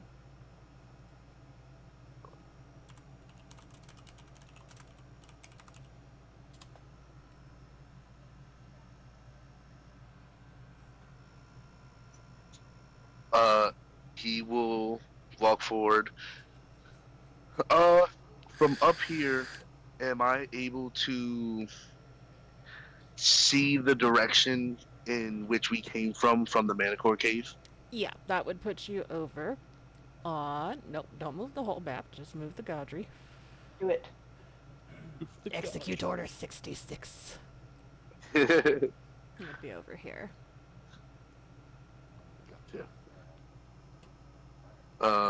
What's it called? Because Gaudry will take this time with the tablet in his chest to spend this time tuning with it while doing his little ting-tings. Looking at the sky, Mm-hmm. I have a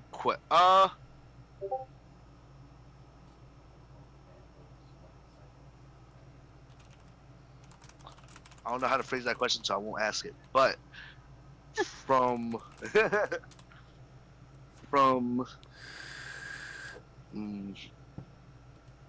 I know it's something with the Manicore site. I'm trying to infer. Okay. Being able to see the Manicore site, I know, and being up this high, would I also be able to see the approximation of where I landed in the lake? From here, I don't believe so. Let me double check. Like just a rough gander of somewhere that way. Let's see.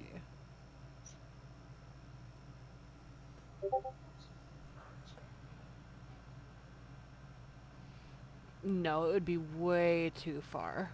Way too far. Okay. That Let actually me- works. I'm going to drop share something else with you, and I'll draw on the different points. I have so much shit open on here. This is fucking wild. Okay. So did that pop up? Yes. Okay. So you see here is the rough area of where you guys are at. What you're looking for is way up here. Oh. Okay. Yeah, my dude's been Forrest Gumping it. I was wandering for real. Oh God. I just Okay. kept wandering. I ran and ran and I ran. just kept running. Alright. That's actually good knowing that it's that far. Would you say I've spent enough potential nights outside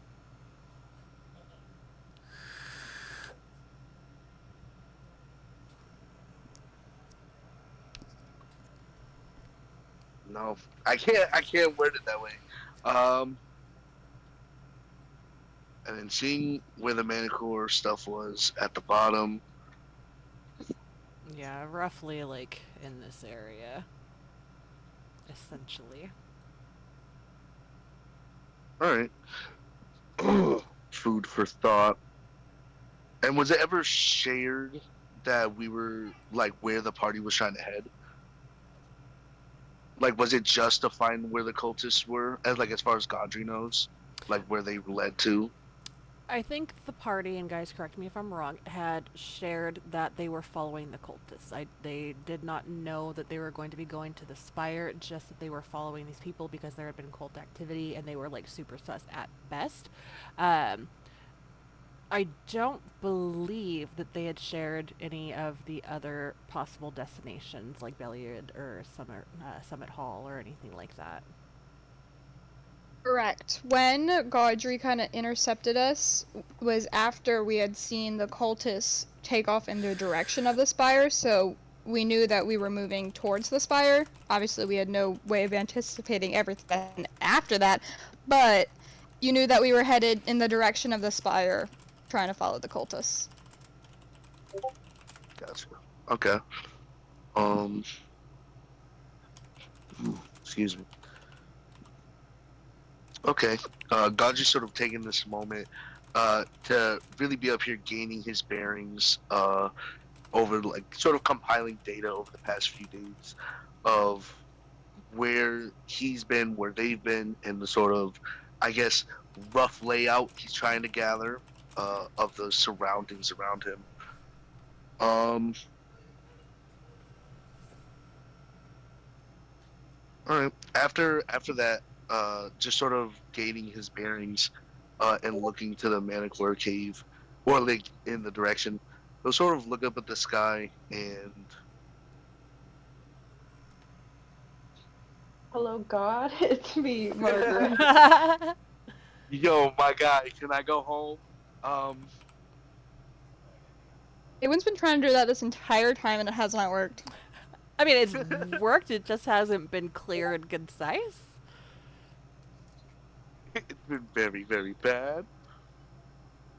But no, he sort of not battling or thinking, but sort of riffling between, I guess, is two sets of code almost in his mind, in his database. Seeing things through a new sort of scope, more tactical and analytic. Let me look back at the spire top. Come on, move the map up. I'm trying to see. Moving. Why does it keep doing that? Oh, let me turn that off. It's your first one on the map, so that's why. Okay, now you should be able to. Moving this way, obviously, like keeping with my curvature going on. Looking, I guess, just like behind me. What's it called? What do I see exactly looking in this way? Looking in? Like Yeah. towards where the stairs are? Yeah. Okay, you speak Orin. Let me bring up my notes, because I think, Contagious, I had messaged you what was written, correct? Yes. Okay, let me go back to my notes real quick.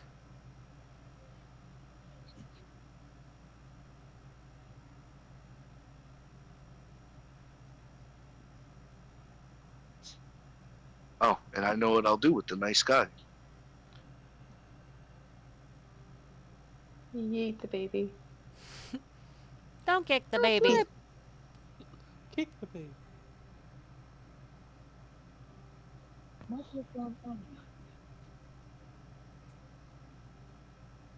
Down, down, down, dig it down, down, down, dig it down, dig it down, dig it down, down, down, dig it down, down, down, dig it down, down, down.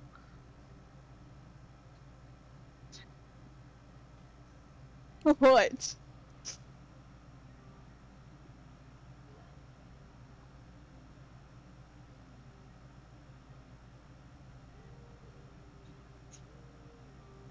Here it is.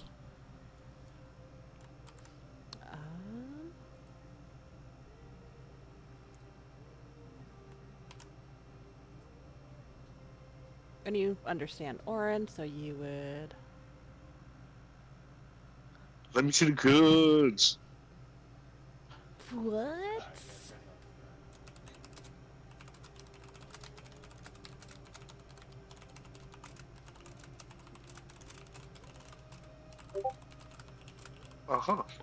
Interesting.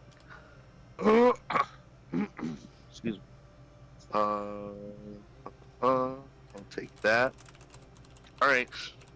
He'll reorient his head, and being up here, and being able to obviously see the topographical layout to in the rough sort of directions, just north, south, east, west.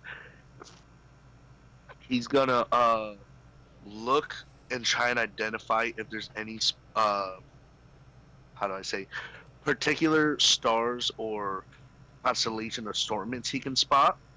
So if people, because he doesn't know if anyone has maps, maybe if it's too dark to read a map, he'll be able to guide the directions moving that way.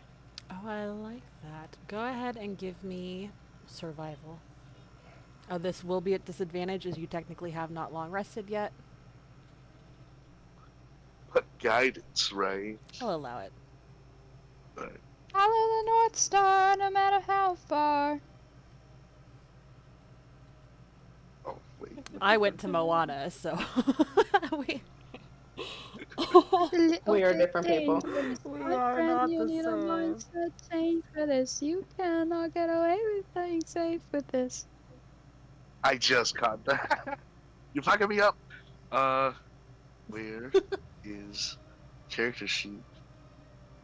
Remember every trick that I made for this. Oh,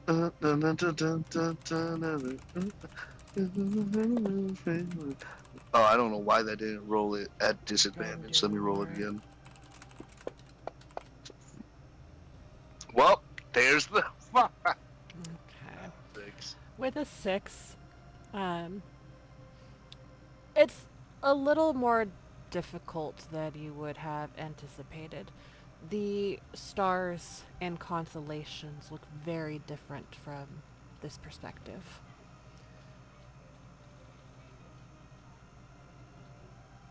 All right. He'll sort of keep lookout and he'll make a private note to sort of study it the more they travel. He'll do a final sort of roundabout around the spire, seeing if anything sticks out, like the land or anything that he could just see from up here. And if there's nothing, he'll let everybody see him go back downstairs. Okay. I would say that from this vantage point, and with it being nighttime, and you, quite honestly, just being exhausted, you're able to make note of like the landmarks with the first drop share that I had given to you. But beyond that, there's not anything of great notice that sticks out right now. A lot of the stuff, like, so to the west, you would see that there's a lot of forestry and just dry land as kind of lost and swept away in the rolling hills of Sumber Hills. And then what you see on the first item that I drop shared with you. So you have a good overall lay of the land, but as far as like the specifics and things, it's lacking. With that, yeah, he'll go back to where sort of Talric is, and he'll nod. This was satisfactory, and then he'll head back down the stairs. He gives you a strange look and rest well as you clank your way back to the room. And I will put you back on that map. Back in the room as everybody is either sitting there awkwardly, as everybody else is like reeling, and Awen comes back with snacks. Snacks. Not a pie, but still. I was gonna mom say, group. Awen will silently place a glass of water next to Jacob's.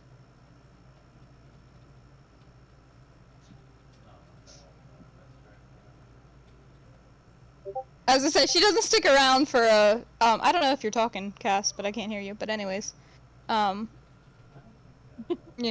stick around Perfectly. or expect him to engage in conversation, but just kind of drops it off.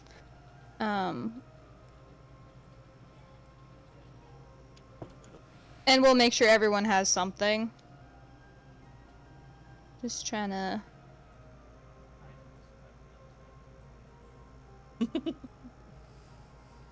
Thanks. So are we going to bed, or is we just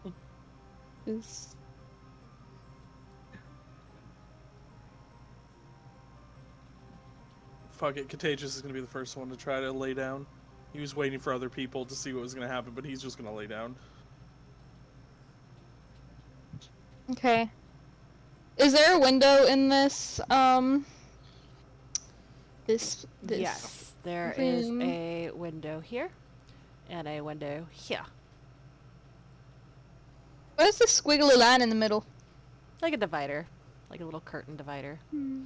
So this is essentially a room for, or it's one big room partitioned slightly for two to give a little semblance Gotcha. of privacy. But they've brought in more cots and stuff, and you guys can just kind of push it back. Everyone seems to be in the left except for Jin, so Awen's gonna scuttle over to this one. And she's gonna pull out her supplies. And this is gonna be great. Yeah, And it she's is. gonna do her little thing. Whoa. That makes me nervous. You're a little too excited about that.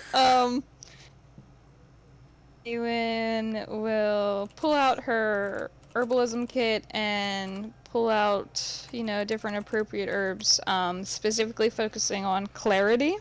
Mm-hmm. And, do her little thing, with the candle, sit and kind of meditate. She keeps the window closed. But she is at the window. Which, I don't know if I ever said it, but that, kind of according to her, practices and beliefs kind of defeats the purpose.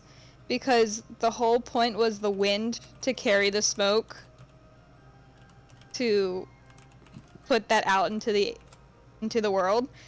But now she's not trusting. She's like, what? I don't know. She doesn't want to interact with the wind anymore. She's had enough of that. At least for now. So she does keep the door closed. She's like, I don't know if my message is gonna be heard now. Cause at least in her head, that's how that works. As to her, the wind is a messenger, but also everything that she thought she knew is slightly different. A lie.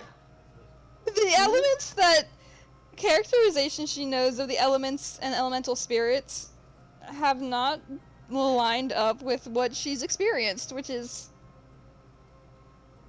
causing some what is it, cognitive dissonance.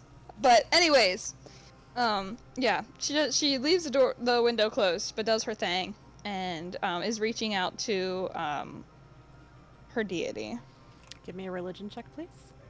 Specifically her deity. And do you have a level of exhaustion currently? You do have one level, because you haven't long rested yet. But I'm just double checking. I never had exhaustion. I have it written down that Did I? Kat, Awen, and Jen had one level, and Godry had one level. That came after the fight, though, right? Yeah. Okay, I was just thinking because I was like, I wasn't rolling with disadvantage at the fight. During the fight, no, that's fine. Yeah, this was okay. after. What a religion check with disadvantage. Oh, Yay, whoa. Look at go rock. So I will say, obviously, I've already leveled up. My modifier was +5, not +6. Okay, perfect. Thank you for your honesty. Yeah, man. Okay, so 22. And it's not. And then go ahead and roll one more That's time. not it's okay. disadvantage. Yeah. Yeah, just roll one more. I don't know why it didn't automatically do it. And then 18, still not 18's bad. still not bad. It's still not bad at all. I am still here, but I need him to be quiet because we have neighbors. Not a problem. Fuck them, they're not quiet for us. Yeah, well, they haven't Anyways. made a noise complaint about us, so... Hold on to hope. Oh, what does an 18 get me? So, as you take this time to kind of sit cross-legged with the air kind of still around you. You can hear the whispering of the wind outside, and occasionally a little bit will slip through unseen cracks near the window. The faint pulse of the light within your vial begins to pulse in tandem with your heartbeats against your chest. You close your eyes and breathe and reach out. And at first, there's nothing but silence. This lasts long enough that you consider calling it a night. Leo. Oh, Pardon bite me. me. No, I love him. Daddy, no, I No, love he's him. being dramatic. But then there's something. Consider doing what? Calling it a night, putting things away and just going to bed. It is quiet and unresponsive for quite some time. But then something kind of breaks through that silence for you. It's soft as starlight and delicate. The air around you thickens once more, and there's a familiar mist again that kind of curls up from the corners of your mind, and it glows with the mixed colors that you see in the morning mist at dawn. And then you feel her, that swell of warmth and grounding. Not likened to the earth element, but just security. Her silken voice is kind of woven into the light within you. You are troubled, Awen. Your heart searches for patterns and chaos, for a meaning in the storm.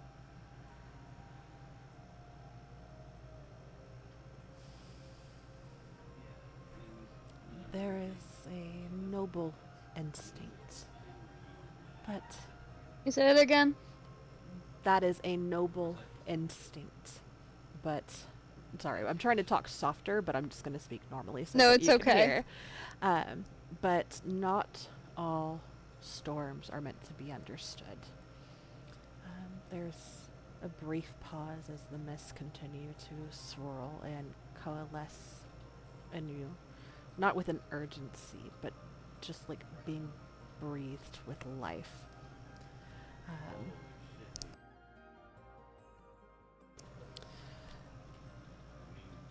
You are walking a path that few would dare tread. A path between the old and the forgotten. Between instinct and destiny. Between gods of root and river and the weave that binds all things.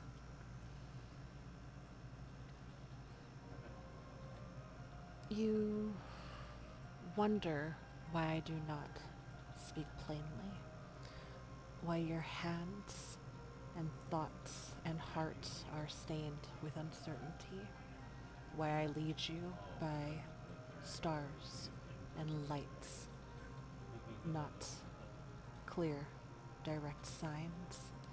And there's a flash within your vial, once, twice, and then with that the voice becomes softer and closer, hushed almost. Because you were not made to follow blindly. You were made to choose. There is power in mystery, in faith that is not handed down, but discovered. And you, beloved child of the mists and forests and flame, are finding it. The mist kind of begins to like fade at this point, but that warmth kind of lingers, and the voice continues. I am with you in the stillness, in the confusion, in the questions that you don't know how to ask yet. Walk on. Doubt if you must. But do not stop searching.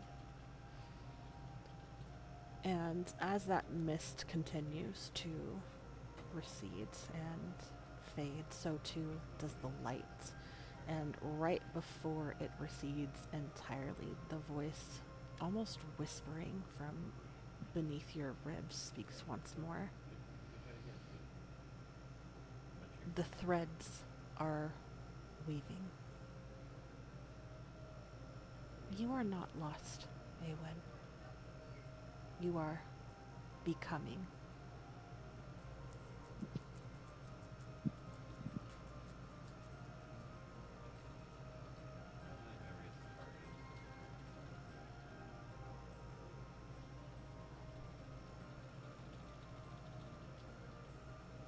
I will try to be patient.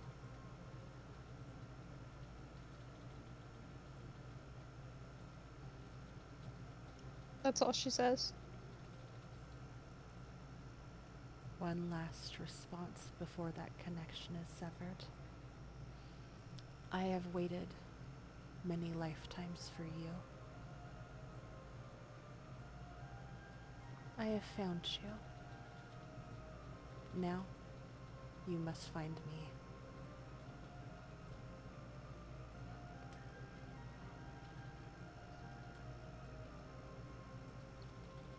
And with that, the mist completely clears. The light within you, as well as the light within your vial, dies down. You find yourself back in the room with your incense and herbs fizzling out, and your candle unwavering.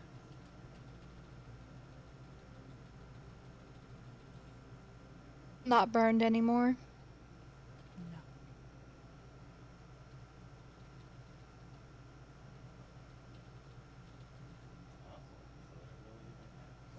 No. Unless any other conversation stirs, she will probably find an unclaimed cot closest to that window and prepare for bed. Beautiful. Is there anything that anyone else is wanting to say or do prior to resting?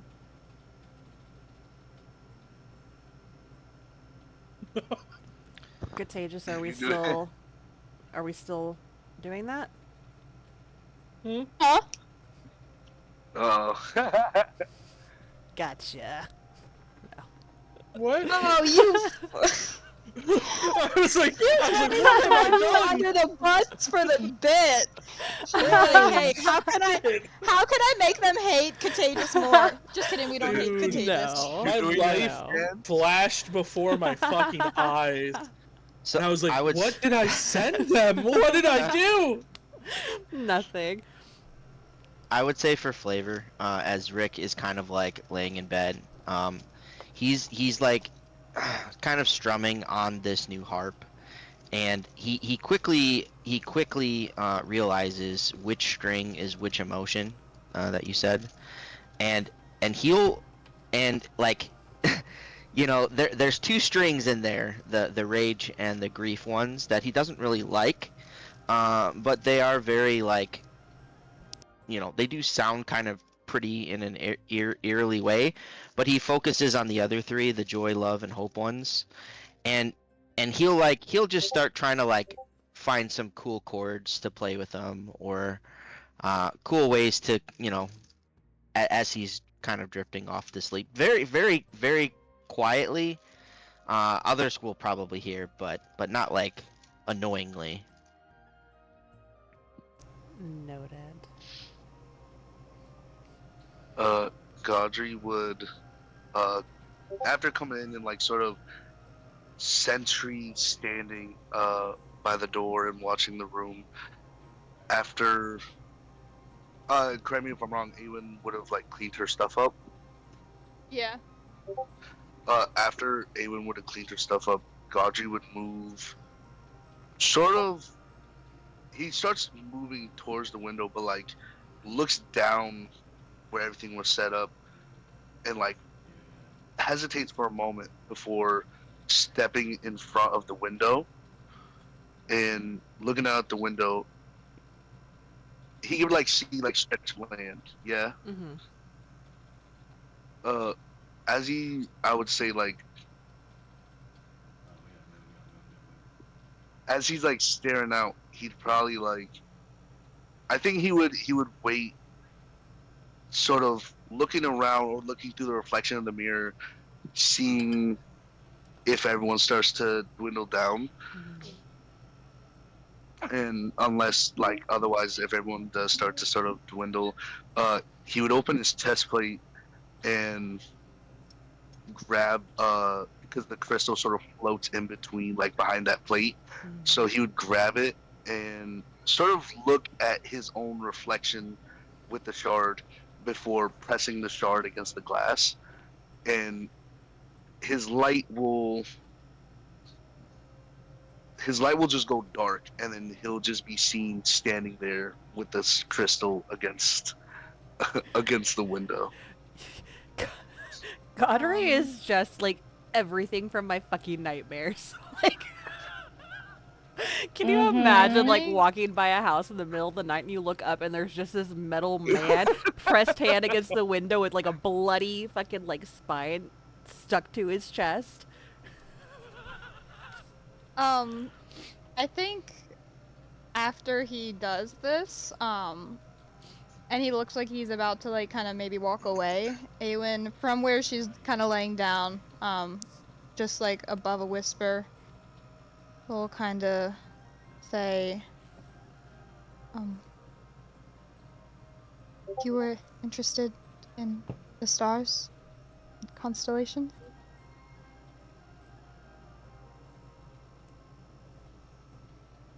His light will flicker back onto that muddy gray as he retreats his hand and the crystal floats in his chest, as he'll, like everybody loves that owl head turn, but he will shift to face you a bit, sort of parallel to the window, as he'll say, not curious, more recollection.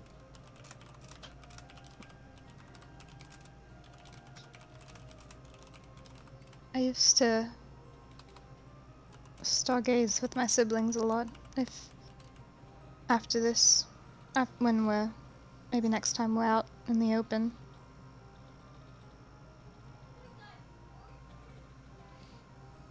She doesn't really finish the sentence. He will step closer, I guess, like sort of what's like the foot of the cot, and he'll say, Not terrifying at all. "Yeah, fucking, this stargazing. What is its purpose?" Mostly leisure. It was something to do together. My little brother especially enjoyed memorizing all of the different constellations and being able to spot them, and you know, the legends or myths behind them. Most people find it calming or peaceful, tranquil at night. It's It's really quiet.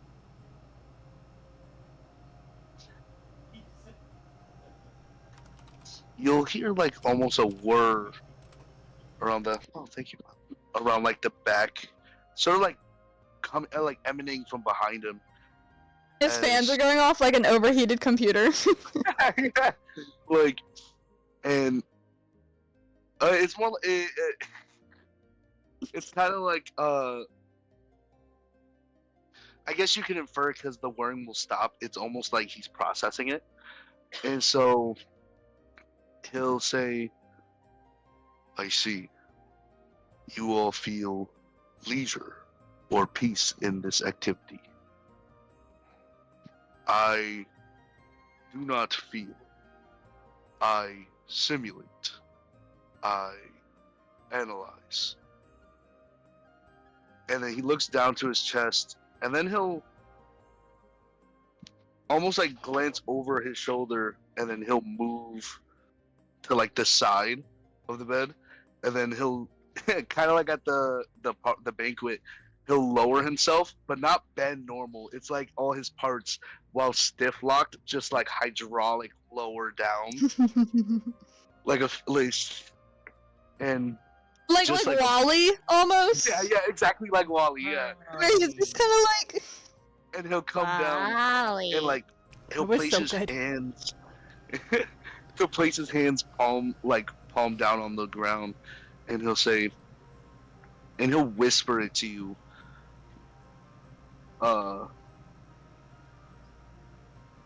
I look to the stars, and while I do not feel this strange sensation, I suppose, comes over me, it is not an emotion, but from what I can defer and can correlate, I feel fire. I feel the crushing of organs, of bones, fighting the manticore and escaping the cave. That pressure, I feel it when I stare at the stars, like this weight pressing down from above, but not one threatening to crush me, but one waiting for me to split it open. It is strange, I suppose, by your standard, but it feels embracing to me.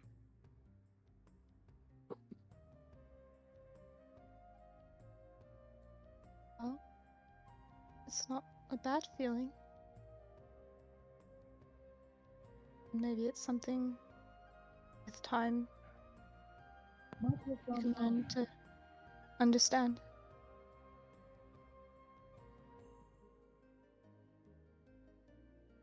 Truly, even bad feelings, I think, meant to be understood.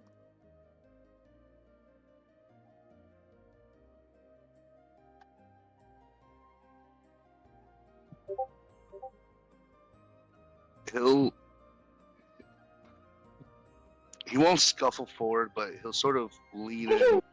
And obviously he can't emote, so his head's just sort of stuck in this fixed position. And he says, I'm sorry, Milo's throwing me off.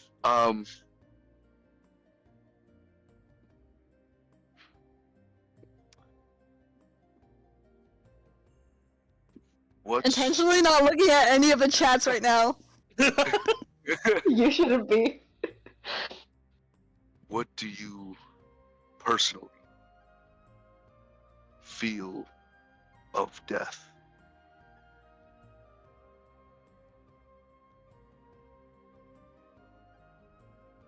I feel a great fear of it.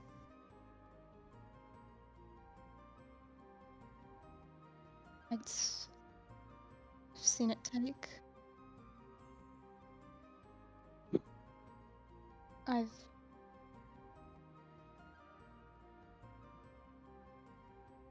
experienced it myself.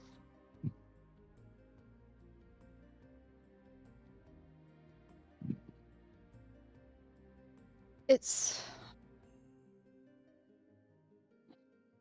hard not to associate it with loss.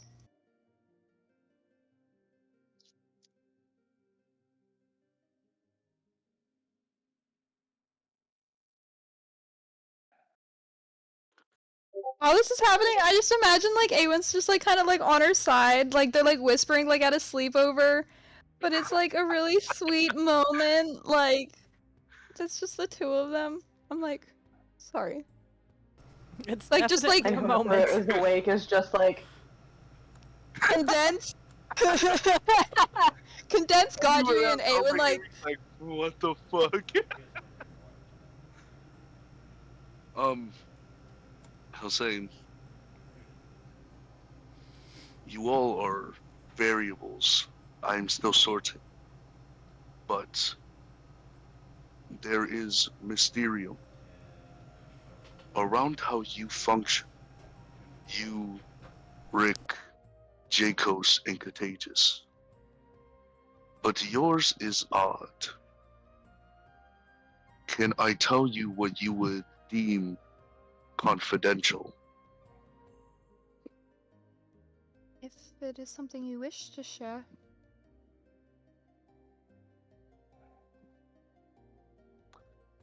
Just know, I understand what I'm saying. If this reevaluates, as Contagious has brought up, the uncomfortability about what I bring, it is forewarned. And then he'll so fucking creepy match the whisper so the volume will drop and it'll be like this crisp cut like into your ears, and he'll say, not only do I feel death hangs upon my shoulders, I feel I invite it. I dance with it. And he'll tap his chest plate, sliding only a little to reveal like the tablet sort of dimly glowing in his chest, pulsing. He'll say, I have begun to simulate easy ways in which death can happen. And then that's when he'll look over at everyone else. I did not understand why upon meeting you all, I categorized by threat. I did not understand when I reevaluated it. But I have deemed a deeper understanding. And then he'll look back to you. Something within has been reinitiated inside. And in almost uncertain of his words, his volume will still be low, but his sort of upbeat pitch you guys are all used to will seep back in for a moment as he says, it constantly arranges ways in which you can be terminated once your value is empty. he had contingency plans for all of us. So I'm just gonna make a little. This is just for me. I am gonna make a little I'm bit of a scared. little. I'm gonna make a little mini con save just to see how well Awen is able to keep a neutral face. I think she is listening in earnest and genuinely trying to, you know, accept this information open-mindedly, but it is also startling nonetheless, and I want to see how that comes out. And I forgot it'll be at disadvantage. The save will not be, but doing a check, yeah.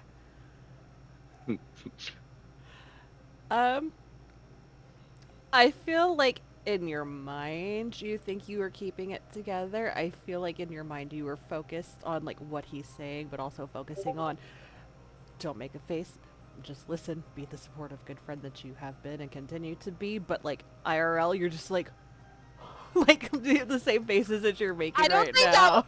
I don't think that would be Awen. I don't think it would be that face. I think it would, Let It Go starts playing in the background. No.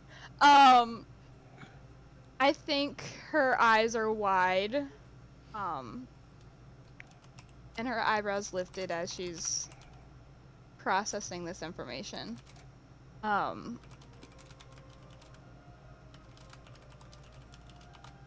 After a long pause,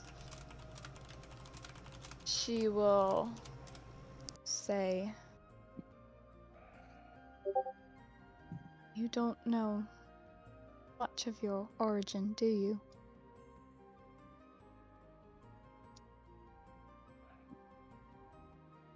I didn't, but now, and as I said before, this has all seemed calculated.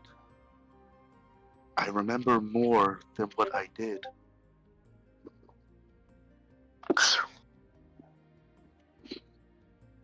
Audrey burps. Uh,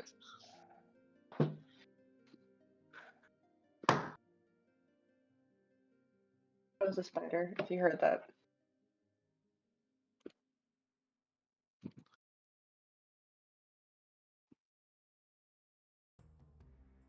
Audrey, do you feel trust?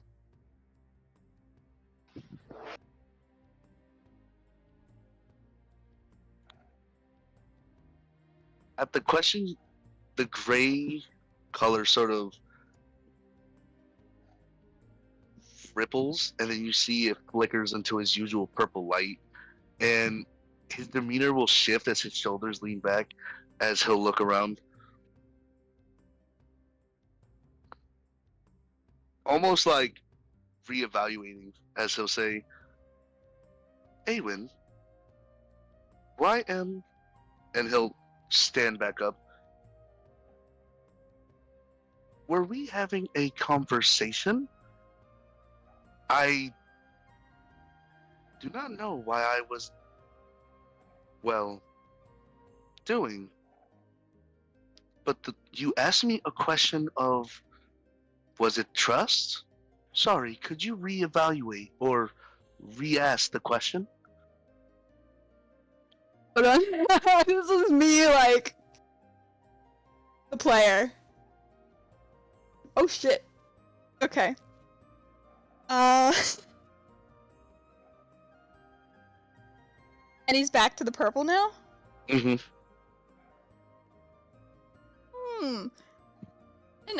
And just double checking. We did see Gaudry, like, what's the word? Take in the tablet, right? You didn't do that like privately or anything? Okay. No. Yeah, Awen will seem confused and then a little bit relieved. Fuck,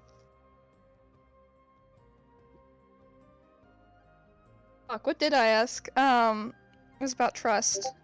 Like, does he feel trust? Yeah.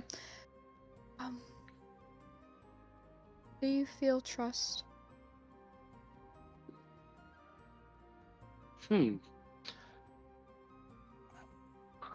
I would estimate by the definition, I can simulate it, or not so much trust, but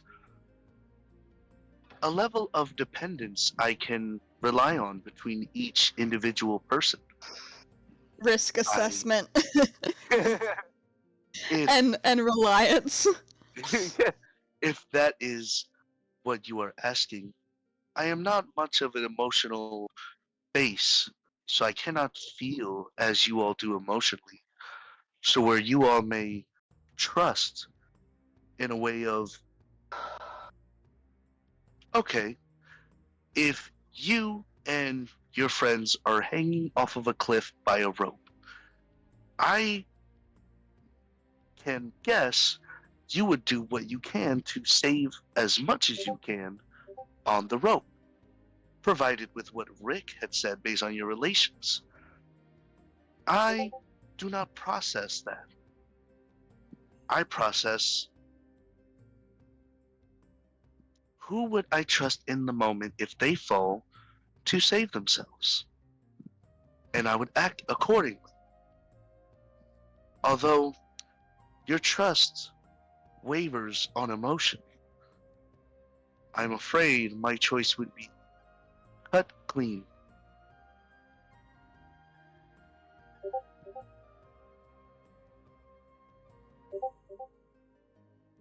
She will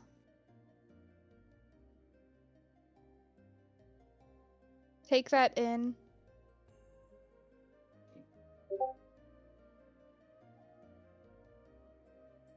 And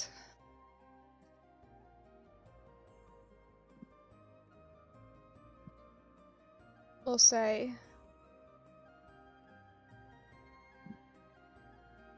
to the unique perspective, but my offer still stands should we ever find ourselves on a clear night.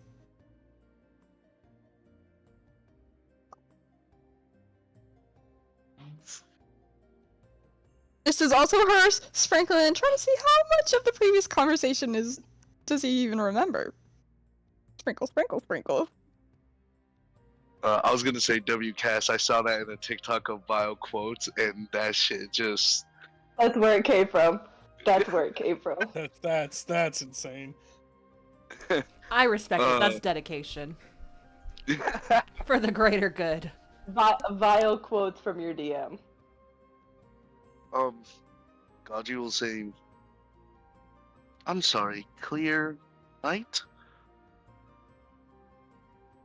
Strange.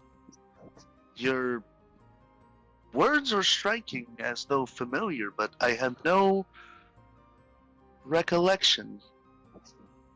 And then he'll look down at his chest and look up. I may need to take the night to reorient my settings. I feel as you would deem foggy.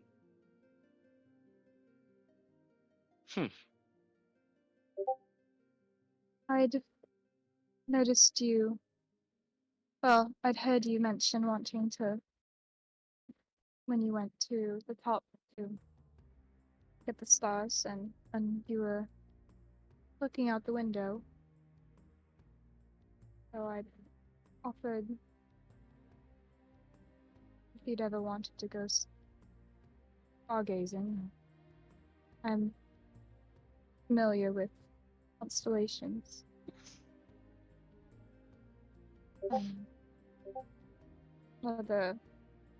What's the fucking word? Astronomical movements. My brain is not working.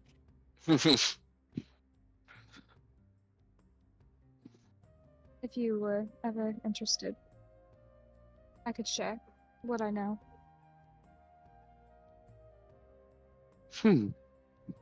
Now that does seem more familiar. I did check the spire roof. Yes, that does sound like it would be beneficial to learn and update my settings. And, well, the next time we are out in the open.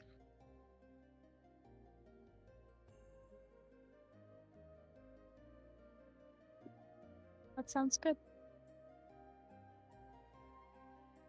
He'll fully get himself back to his standing and look around at everyone, and then he'll look down back at you, almost like you can hear the whirring again, and then down, and he'll say, I found the phrase. Good night, Awen. And he'll turn around and go back to the window, and unless I get just unless anyone is looking. He'd go back to the window, and if Awen would still be looking or could see his reflection accurately, his optic would flicker red, and his head would almost twitch as though moving back to the right, but would go back to face the window and flicker back to purple.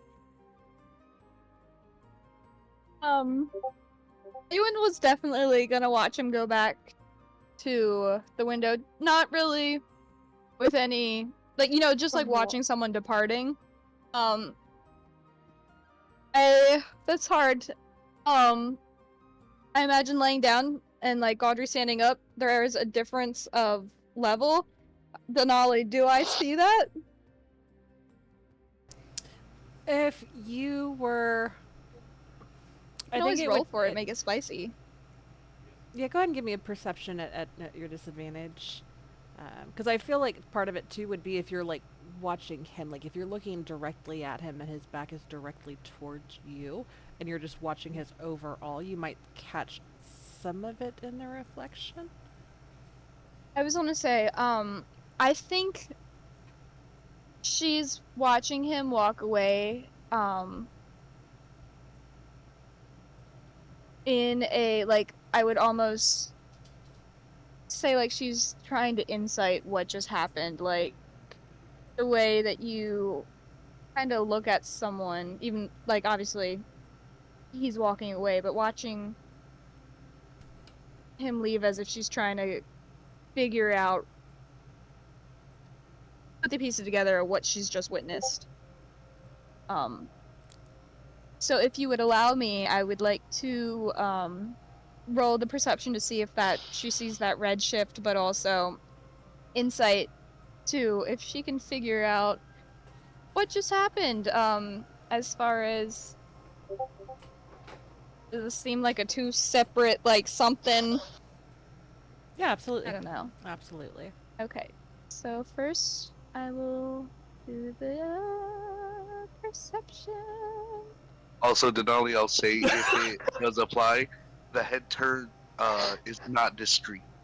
Not He goes to like the, like he'll go to the shoulder and back, almost like landing on like, hey, the awareness is there. Okay. So with the perception, I'd say you'd catch a flash of it. Yes. Maybe not the whole thing, but you'd get a glimpse of it. With an 18, I think that's a fucking wild roll, and it would actually be a 17 because you're leveled up now, so 17 is still That's right. not That's fucking right. bad, not bad at all. I was gonna say, I think she's really trying to distinguish with this insight if, like, terrifying words that came out of Gaudry's mouth came from... No, obviously, Gaudry doesn't have... If it came from Gaudry, as the robot that she's interacted with thus far.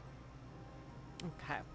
Or if this seems to be something new. Okay. If that makes sense. It does, and I'm really glad that you asked that, because even though Gaudry's been at the table with us for 5 or 6 sessions now, for a decent amount of sessions, all in all, you've spent a day and a half with him. 2 days.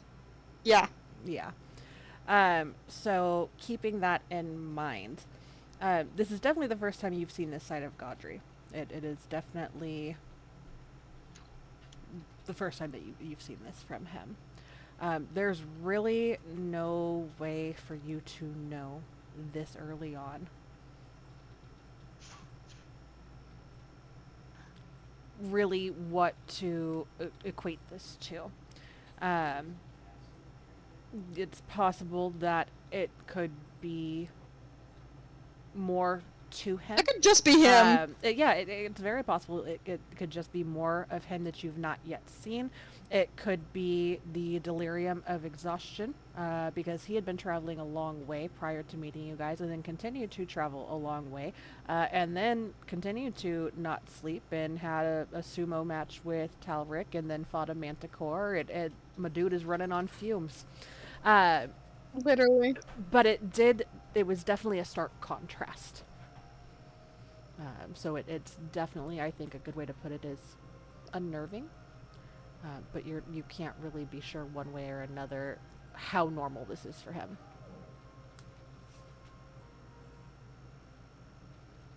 Yeah.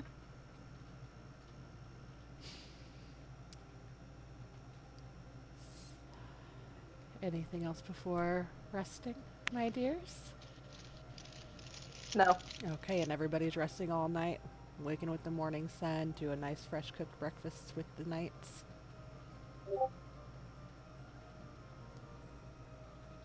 Yeah. Okay, beautiful. Oh man. Rick. Oh, that's the wrong one. Hold on. I did not mean to stop moving, you little piece of crap. You meant to drop it on.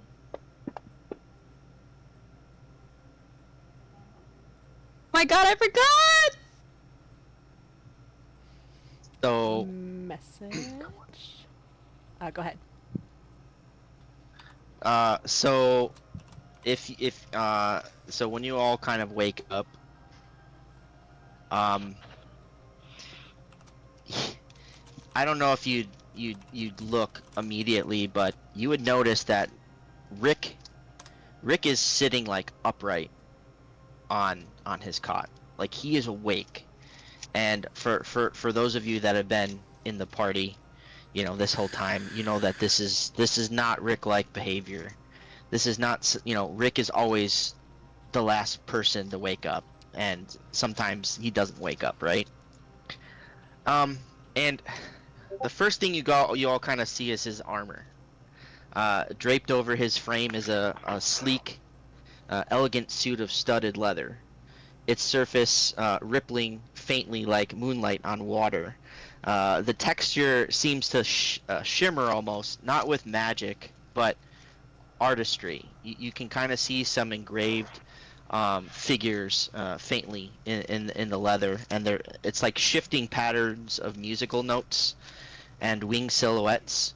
And depending on where you stand, the design kind of subtly changes a bit, as though the armor is dancing with Rick's, like whenever he moves, it kind of dances along with him. And then you kind of see like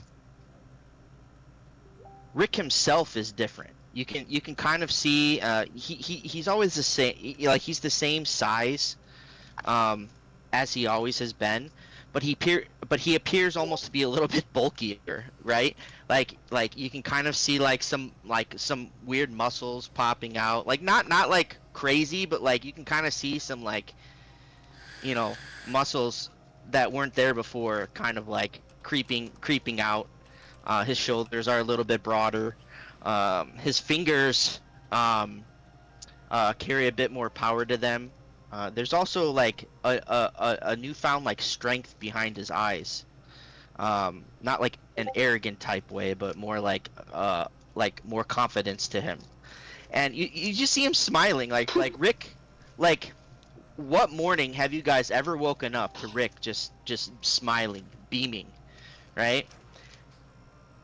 But then all of a sudden, you all see a fluster of blue wings kind of wiggle around from the side of the bed. And this creature comes and sits right down next to Rick's feet. And the creature's scales glint like polished sapphire from the morning sun that's pouring in from the window next to him. And there's like tiny arcs of static flickering across this creature's wings. And you see it kind of like nuzzle up next to Rick's leg. And every now and then he kind of lifts his head, and Rick just like looks back down at it, and just kind of gently scratching its chin, and this thing's like kind of like making this weird kind of like purring noise like a cat, like or something. I don't even know, right? But it's like a powerful thing, like almost like a thunderstorm, but like a I don't know, like a mini thunderstormish, right? And you can instantly tell that there's a bond between Rick and this creature, almost like we've known each other forever. And this blue dragon wormling watches Rick not as a guardian, but with the devotion of a child to a parent. Like, you can tell that he's kind of looking up to me, right? And Rick is just kind of just positively glowing with pride, okay?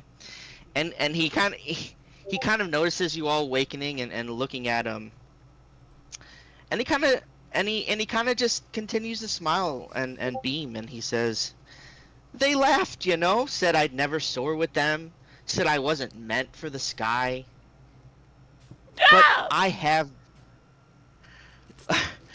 have my own wings now, and not because I took them, but because I was meant to earn them. Last night, my entire soul was telling me to save that poor hippogriff, and as I breathed life into it, I knew that was a sign, guys. A sign that the sky wasn't rejecting me, but just waiting for the right moment to reward me." And and Rick kind of glances down at the wormling, who kind of chirps again and flaps his wings, and it kind of sends like a soft gust through Rick's hair. Meet Swish Roll. Consider him family.